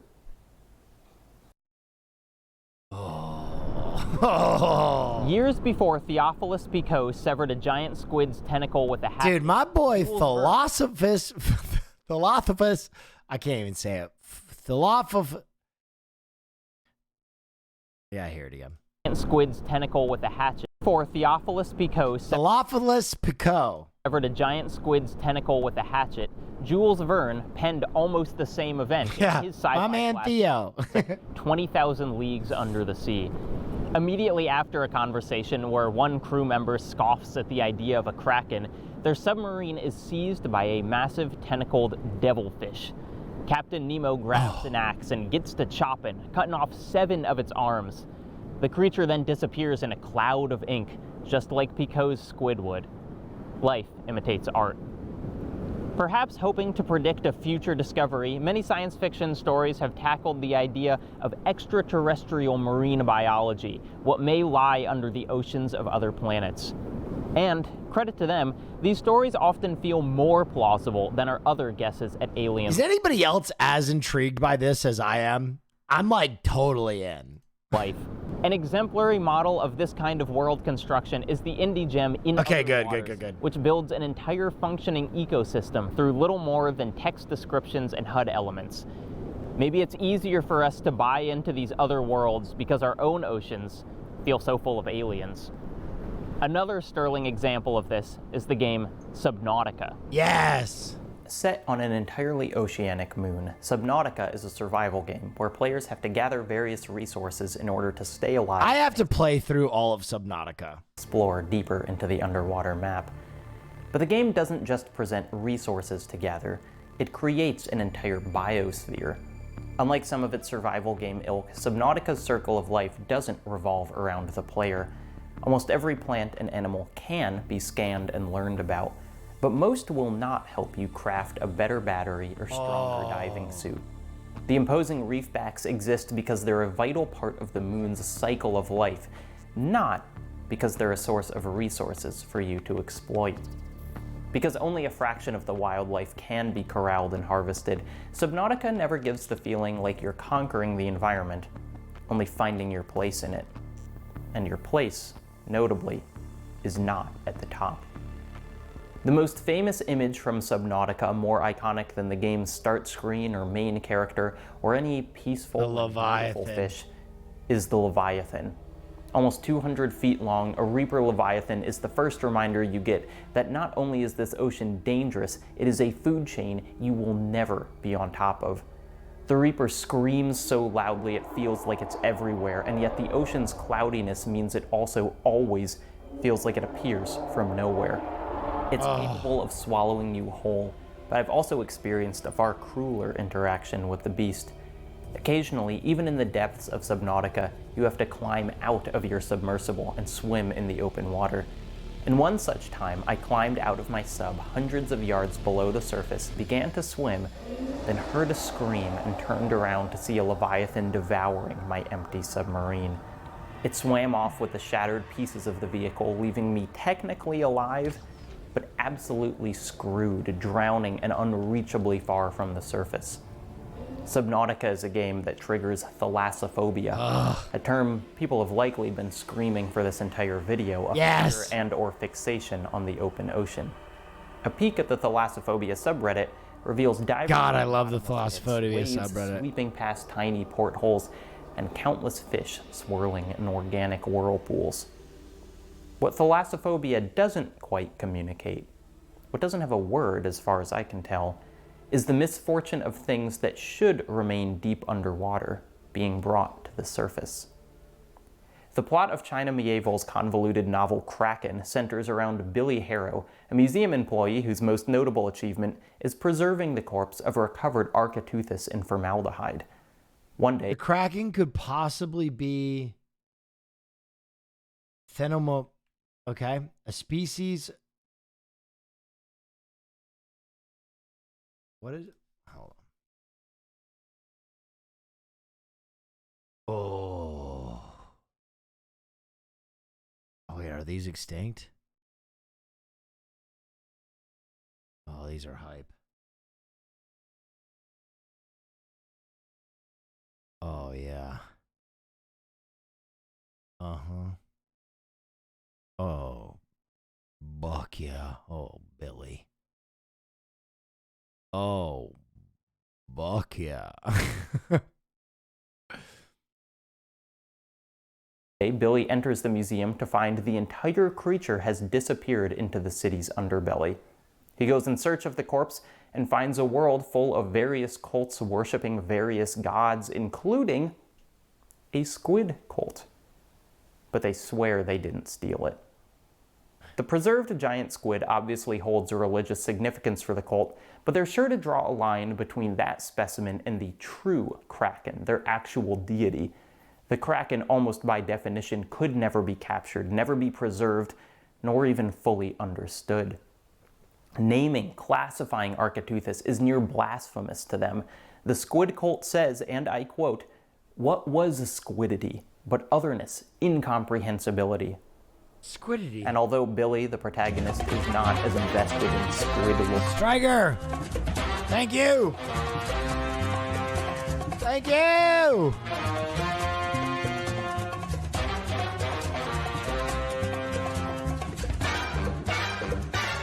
Appreciate you for the 10. That's a lot of juice. Or as the rest of the cult, he can't help but feel a bit conflicted about the myth of the preserved squid versus the reality of its capture.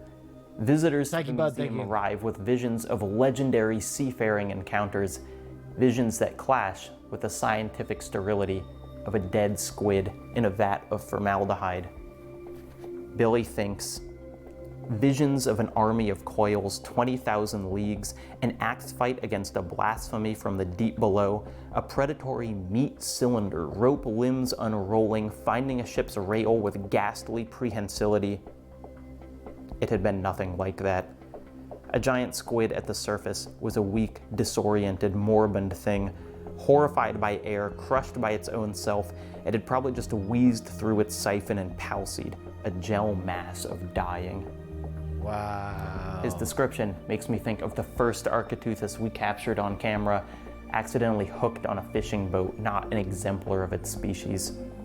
We've observed the most desperate giant squids, the starving.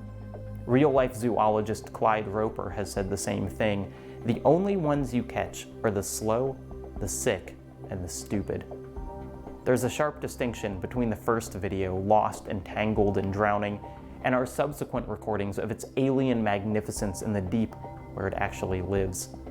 Our pictures of it without this vital context are gross, almost disrespectful. Our interactions with it on our home turf deny the squid its majesty, and Mievel's telling its godliness. This is deep shit, man. But what do you do when a dead god just washes up on your front doorstep?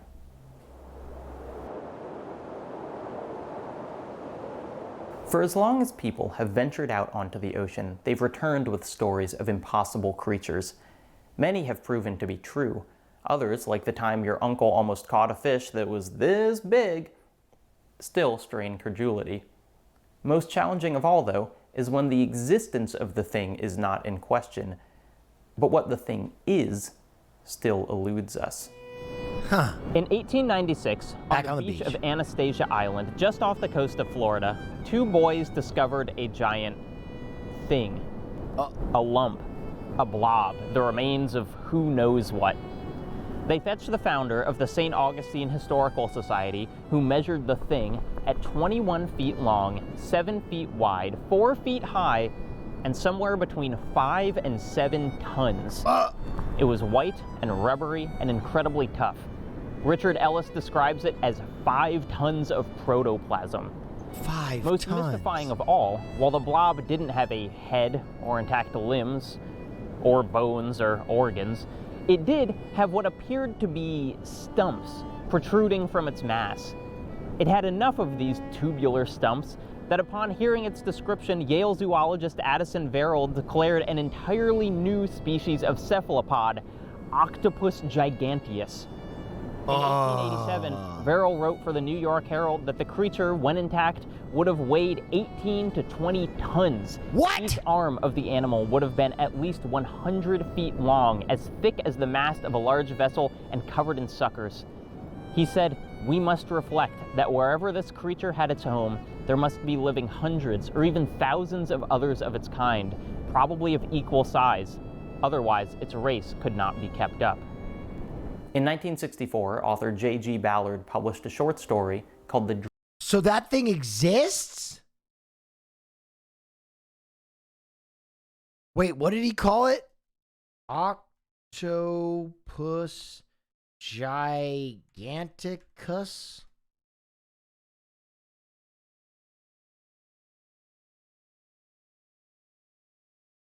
Oh my, here's photos of it. Oh my God, bro. That's octopus's head. That's an octopus's head. Look at how big it is.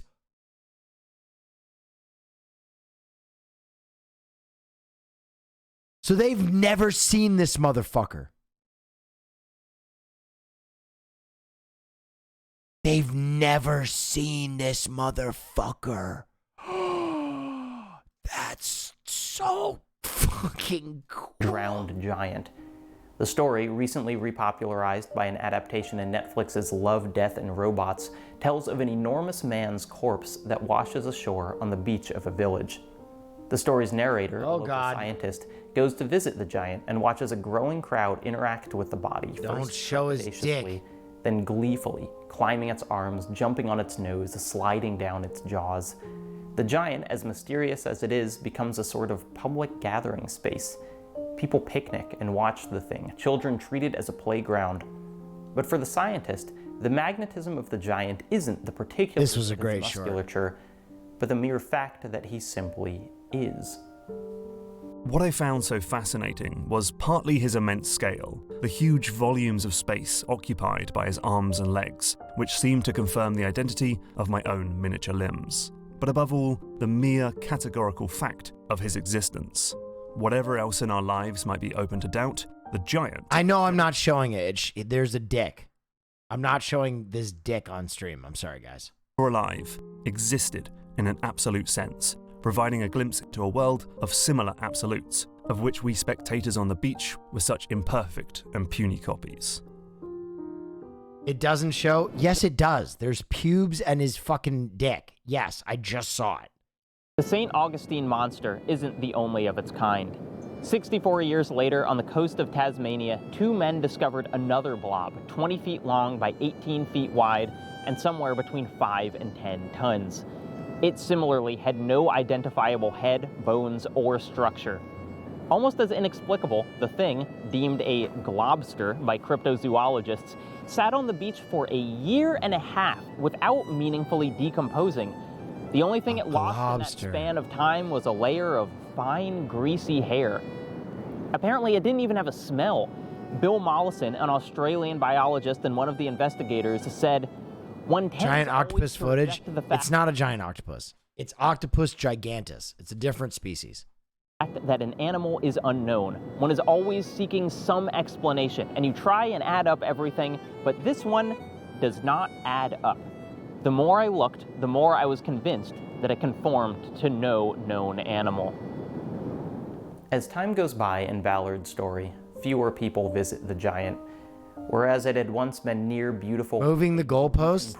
No, I'm not! I've seen a giant octopus! I haven't seen one that is 20 tons! Profile and resemblance to sculpture.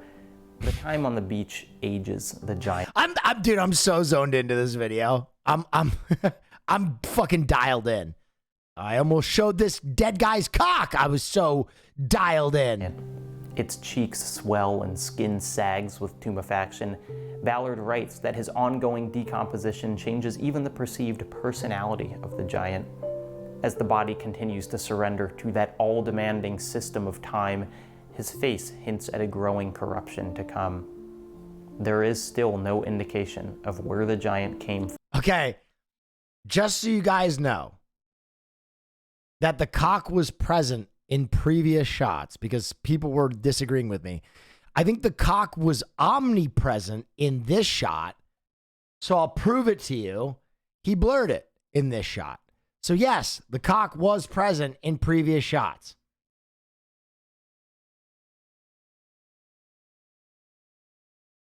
From, other than simply out of the sea. 1968 saw the emergence of another globster, as did 1970 and 1988. As Ellis writes, No, I wasn't. It's it, the valid player. Good job trying to correct me, dummy. Forgot a T. Don't type so fast next time. the core similarities between each blob is they're nearly impossible to cut. The one in 1988 was described as like trying to cut a car tire, and the Tasmanian one from the 60s broke 3 blades of a pathologist's knife and only gave up tiny fragments of itself. But samples of it were retrieved.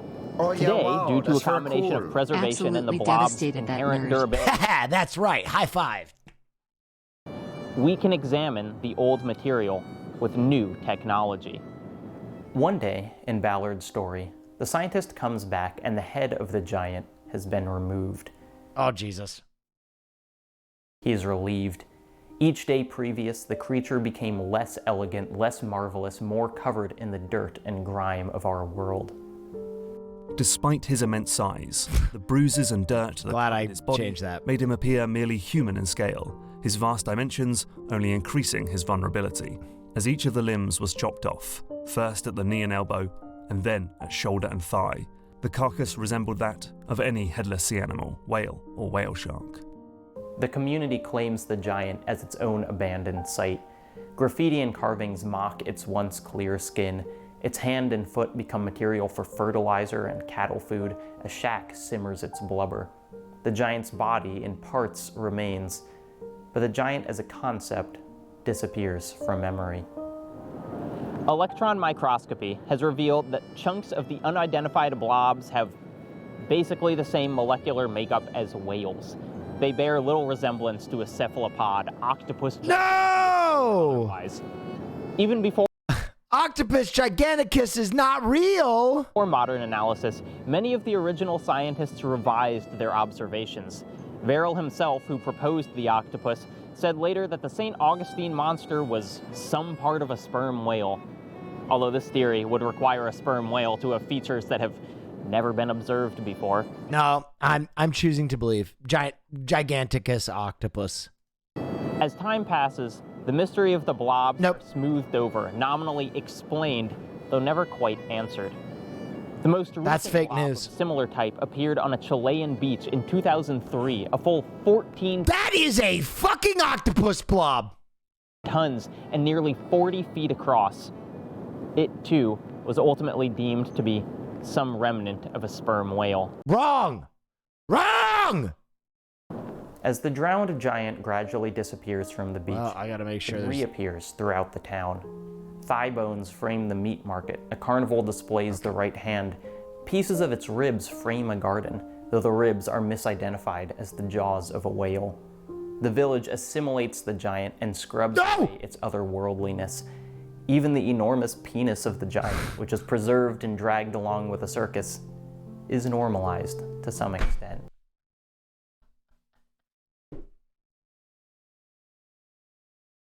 I saw it in the subtitles and my fucking heart jumped into my throat.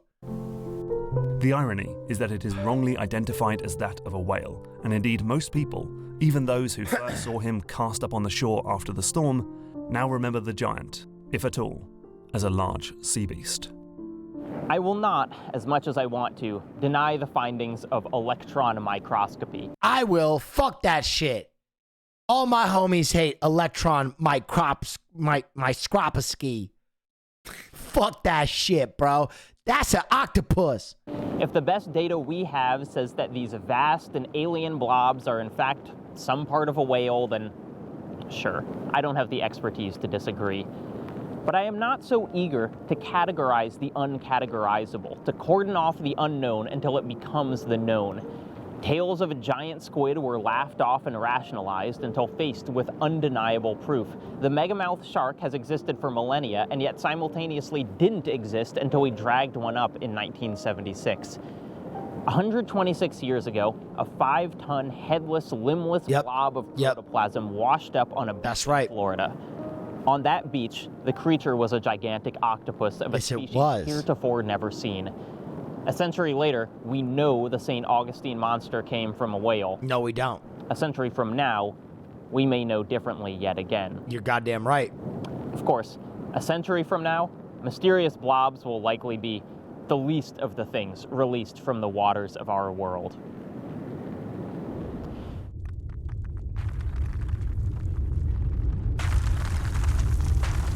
One particular image I've never been able to get out of my mind came just before the devastating tsunami in the Indian Ocean in 2004.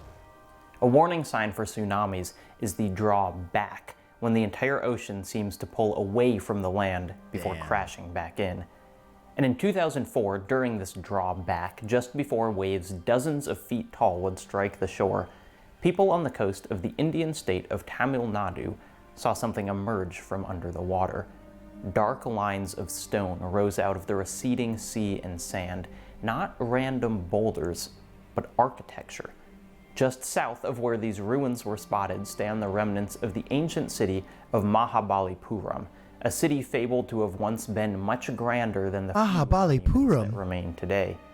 Just before the tsunami hit, witnesses unlucky enough to be on the shore caught a glimpse of the true scale of ancient Mahabalipuram, the archaeological vision of a lifetime at an impossibly high cost. I have to wonder if future generations will have the same experience, living in a world where the oceans have swallowed our present-day coasts. Imagine a tsunami in 2150, humans seeing the oceans draw back just before disaster to expose, I don't know, like a drowned Taco Bell or something. Those same swelling seas. I gotta pee. God damn it. I'll be right back. Talk amongst yourselves.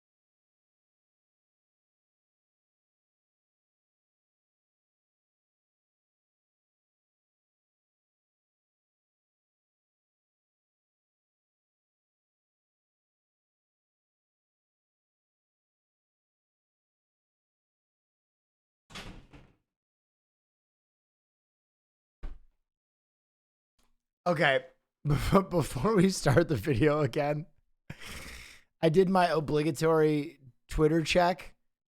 Yeah, wow, that's so cool. I can say with confidence that if I were to went to the bathroom babies at the same time, I could win. If you give me a bat or broom handle, you could boost that to 8. Fair. Oddmark didn't edit. Check this out. This made me laugh. Oh shit, fart on my roommate's door. Ha.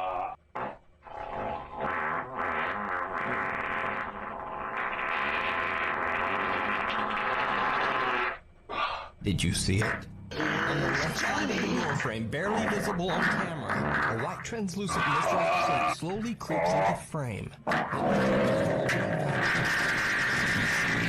As damn. So, what do you think?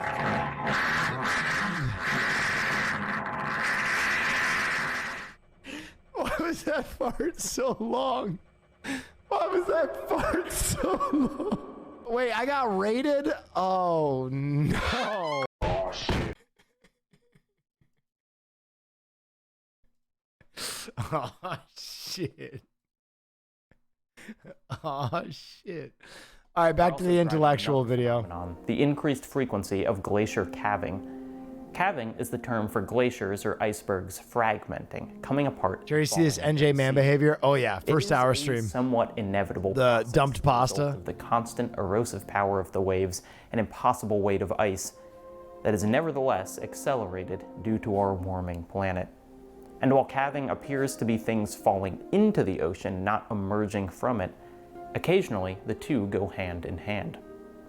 Nature writer Robert McFarlane wrote about an experience he had near the Knud Rasmussen Glacier in Iceland, in which he watched a veritable city of ice detach from its mother glacier and plummet into the water below.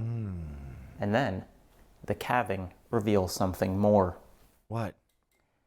And then something terrible happens. which is that out of the water where the city has fallen, there upsurges, or so it seems from where we are standing, right to the summit of the calving face itself, a black shining pyramid, sharp at its prow, thrusting and glistening, made of a substance that has to be ice, but looks like no ice we have seen before, something that resembles what I imagine meteorite metal to be, something that has come from so deep down in time that it has lost all color. And we are dancing and swearing and shouting, appalled and thrilled to have seen this repulsive, exquisite thing rise up that should never have surfaced, this star-dropped berg surge that has taken 3 minutes and 100,000 years to conclude. Though McFarlane's sighting was nowhere near as dangerous nor shadowed by tragedy as that of Mahabalipuram, I can't help but feel a connection between them, the sea relinquishing what's hidden just before the end. This thread continues into the unlikeliest of places. For instance, the landlocked Salt Lake City. What? As reported by Christopher Flavell for the New York Times, the largest city in Utah is sitting next to a, quote, environmental nuclear bomb, the eponymous Salt Lake. What? While the oceans begin to rise, the Salt Lake is going the opposite direction. Oh, A combination of water overuse, decreased rainfall, and increased temperature mean that the lake is shrinking rapidly. It's a third of the size it was 30 years ago. This is, if I need to spell it out, bad. Decreased water means increased salinity, meaning wildlife will die off in droves. The water is also necessary to drink for the millions of people who live in the surrounding area. But the least obvious and potentially most dangerous result of the shrinking lake is what lies beneath it. Oh, fuck. God, wouldn't it be nice if it was a kraken or something? Yeah! I wish it was a fucking kraken. Me too! No, under the Salt Lake. Fuck! Is arsenic, copper, zirconium, arsenic? dust, shit! Particulates, carcinogens. Instead of living next to a lake, residents could soon live next to a massive cancer-causing dust bowl in which choking clouds are kicked up by wind scouring the dry lake bed. And this isn't a theoretical. This exact situation has happened before. Oh, as Flavell points out, Owens Lake in California completely dried up due to LA diverting water from its feeding river. Now, the lake is the single largest source of dust pollution in the United States. The particulate surrounding the lake was at one point 100 times higher than safe breathing levels. And in a move of supreme irony, one of the only ways to contain the poison from the lake bed is to spray it back down with water, hopefully weighing it down enough that it can't blow away. Through our own actions, we released a monster that was kept safely underwater. Fuck! Through our own actions, we vainly try to drown it again. For more individual horror, you could look to Lake Mead, a precipitously dropping reservoir meant to serve Las Vegas and the Nevada area. Literally, as I write this, news is breaking that a third set of human remains has been found on the now dry lake bed. One was found stuffed inside a barrel, killed by a gunshot wound nearly 50 years ago. Officials say that more bodies will likely emerge as the water continues to fall. I mean, better than the arsenic. Below 895 feet, water outlets will no longer be able to draw from the reservoir. It will become something else, a fittingly named dead pool. Its secrets revealed just before the end. Fuck, this is a good video. One of the most memorable scenes from any book I read is Billy Nosh found the you. 11th That's entry me. of the 13-part series of unfortunate events, The Grim Grotto. Oh yeah, wow. The book There were 13 of those? Submarine, with the Baudelaires, Thank you. as always, pursued by the evil Count dude. Olaf. But partway through the story, there's a sequence in which the kids see something else on the submarine's sonar. Not Count Olaf's vessel, but something far more massive. A something so unknown that it literally takes the form of an enormous question mark on the sonar's readout. As you can imagine, this was electrifying for me, a kid already obsessed with big things underwater. A new threat, bigger than anything we've ever seen, more dangerous than Count Olaf? What could it be? And then the book just doesn't tell you. The kids ask the captain of the sub what it was, and he says, in so many words, that there are things in this world that you simply cannot imagine. What a cop-out. He says that the sonar of their ship, the thing meant to let them see the outside, simply shows the shadows of things too great and terrible to be understood. This is also the concept, more or less, of a game released earlier this year called Iron Lung. Oh, fuck yeah. Actually, I'd be doing you a disservice if I didn't give you the full concept.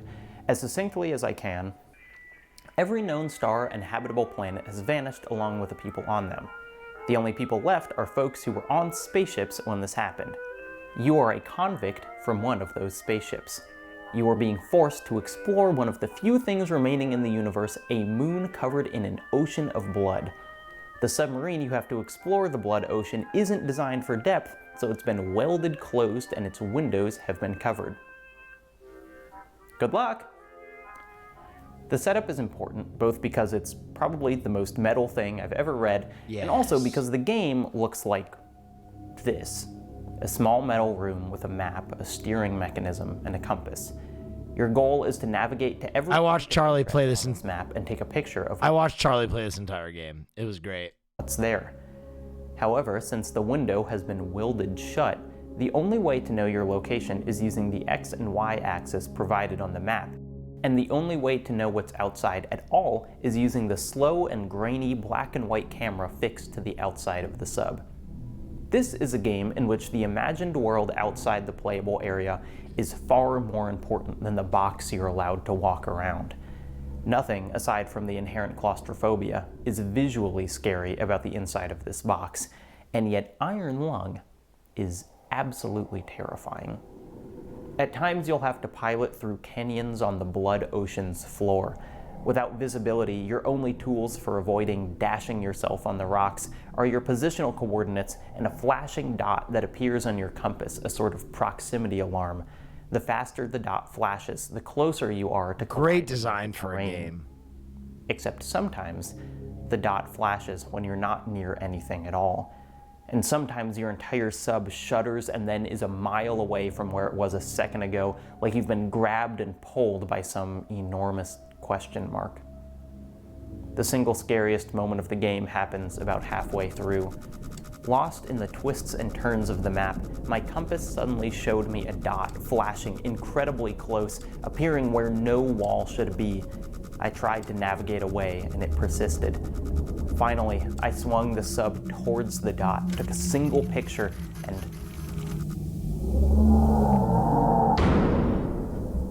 Most pictures you have to take are not nearly this legible. They could be decayed structures or rock formations or biological growths, and your interpretations will probably have as much to do with your pre-existing fears as any details of the actual photograph.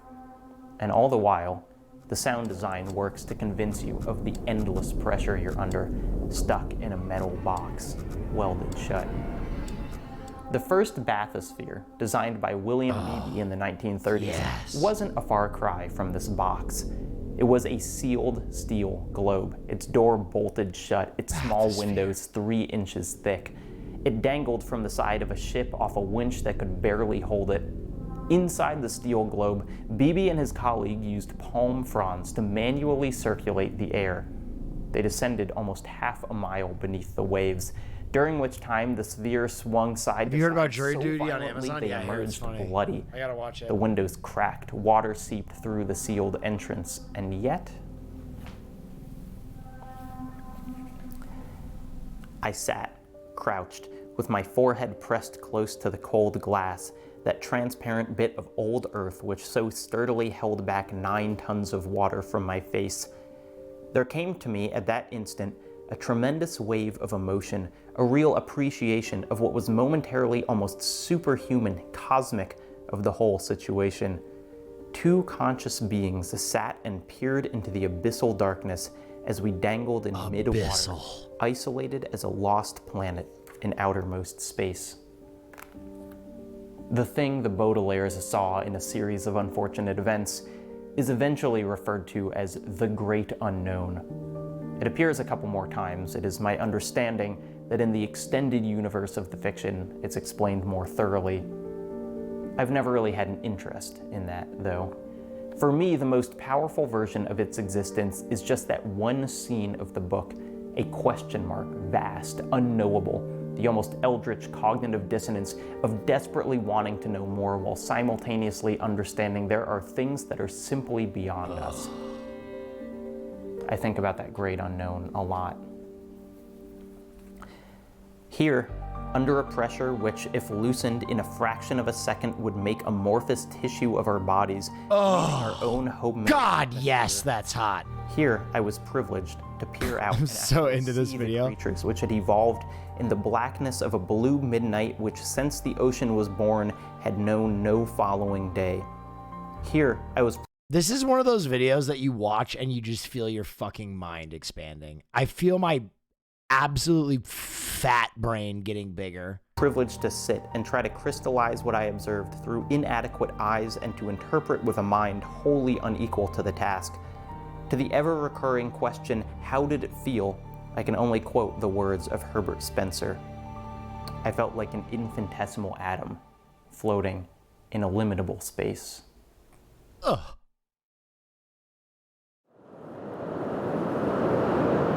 The first giant squid ever caught on video was in 2006. And not only was it caught on camera, it was caught. Snared on a line and dragged to the surface, the writhing mass of tentacles is striking, yes, but a far cry from the kraken that I've dreamed of. Horrified by air, crushed by its own self, it, like the repulsive, exquisite hidden face of an iceberg, feels intellectually exciting, but spiritually conflicted.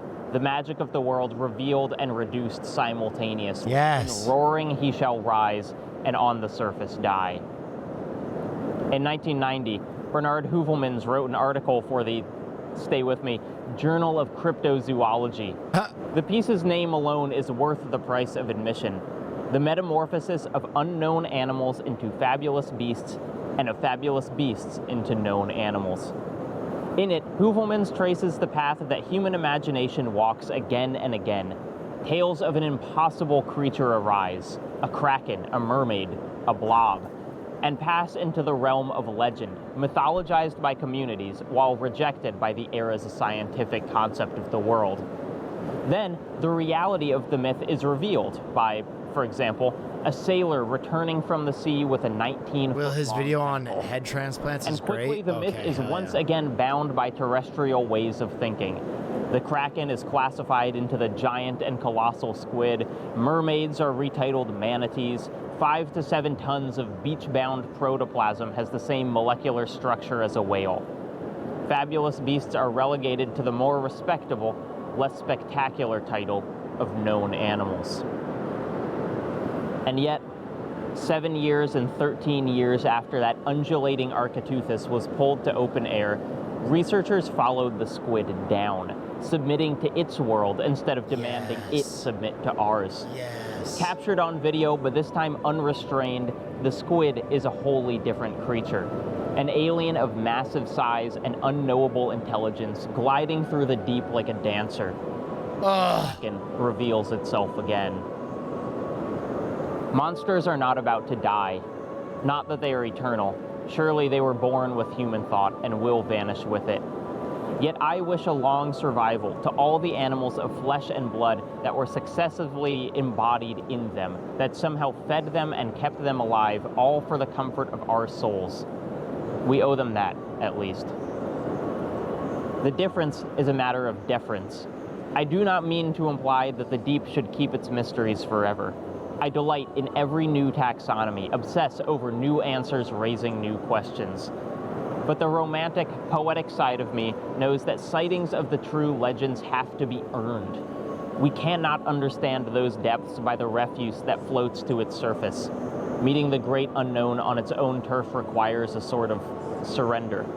We must give ourselves to the deep, before the deep will give its knowledge in return.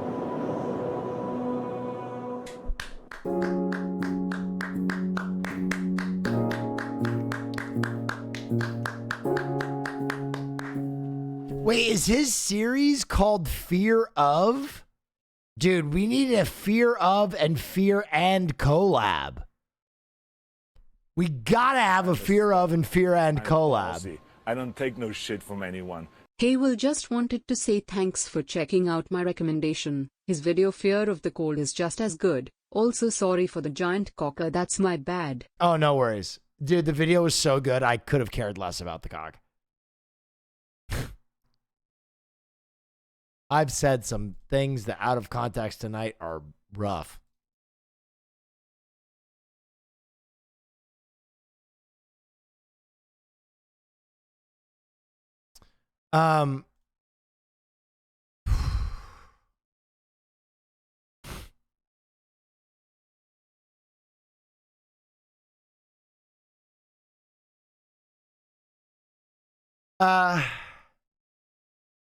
God damn, that was good, bro. Sheesh. Oh, buck yeah. Have you seen an oarfish? Dude, I fucking love oarfish. Are you kidding me? The giant oarfish is the longest bony fish in the world. Yes. They are confirmed to reach at They're dragons, dude. least 26 feet long. However, there have been reports of individuals reaching up to 56 feet long. Their long body is flattened and tapers off towards the end. Oarfish inhabit deep water in the open ocean down to about 3,300 feet deep. They are distributed globally in tropical and temperate seas. They are rarely seen on the surface. These fish are suspected to be the source of various legends about sea serpents. Their size may make them look intimidating, but oarfish are not dangerous to humans. They don't even have teeth. Instead, they use structures called gill rakers to filter out tiny crustaceans like krill from the water. They also feed on small fish and squid. They are called oarfish because the long, rod-like pelvic fins that hang below their head resemble oars. Instead of scales, they have a silvery coat of material called guanine. The surface of their skin is soft and easily damaged. Oarfish swim by undulating look at that. a long dorsal That's fin awesome. that runs the entire length That is of their awesome. They are believed to live solitary lives.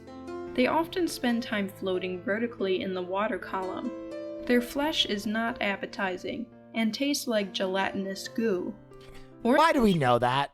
Why are we eating the majestic dragons?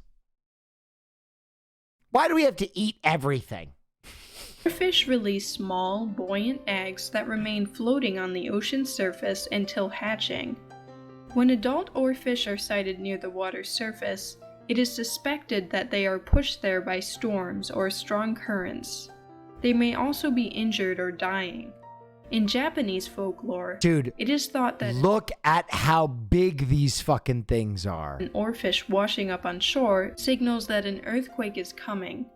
Some scientists hypothesize that since deep-sea fish are closer to active faults, they may be more sensitive to chemical changes that happen in the water when earthquakes occur.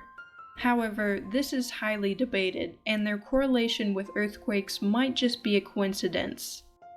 For more marine facts, click the subscribe button. Oarfish. Now that's a good fish. Now that's a cool fish. Do do do do do do do do.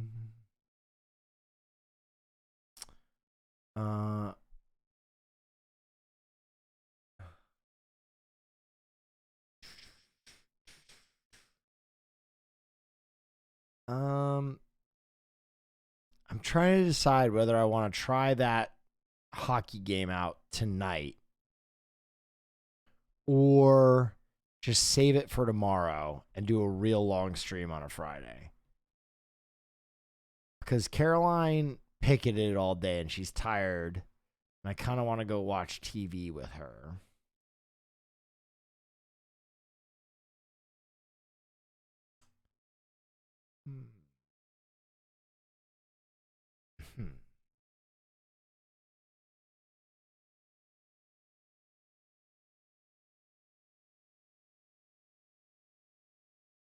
I'm going to call it. We'll play games tomorrow. I want to end on that high note. That video fucking ruled. God, that video ruled. We'll watch more. We'll do more tomorrow. I'll be on early tomorrow, I promise. I'll be on at 6 tomorrow. We'll do a long stream. We'll do an 8-hour tomorrow. All right, guys. I'm going to send you over to Bro Frame. Please give him the same love and respect you would give me. Have a wonderful evening. I hope I've entertained you. That's ultimately my goal. I know I rib and jab a lot of you, but I do so in a loving way. Because I really appreciate all of you. You've given me such an incredible life. And I get to do incredible fun things because of you guys. So thanks for all your support. We have a really unique platform in which you basically get to directly support a creator. And that's dope.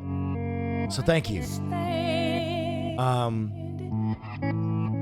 I'll be back tomorrow. We'll get it popping. Caroline's gone this weekend in Austin for a while. So I'll be here alone and I'll be getting D-Gen hours in, baby.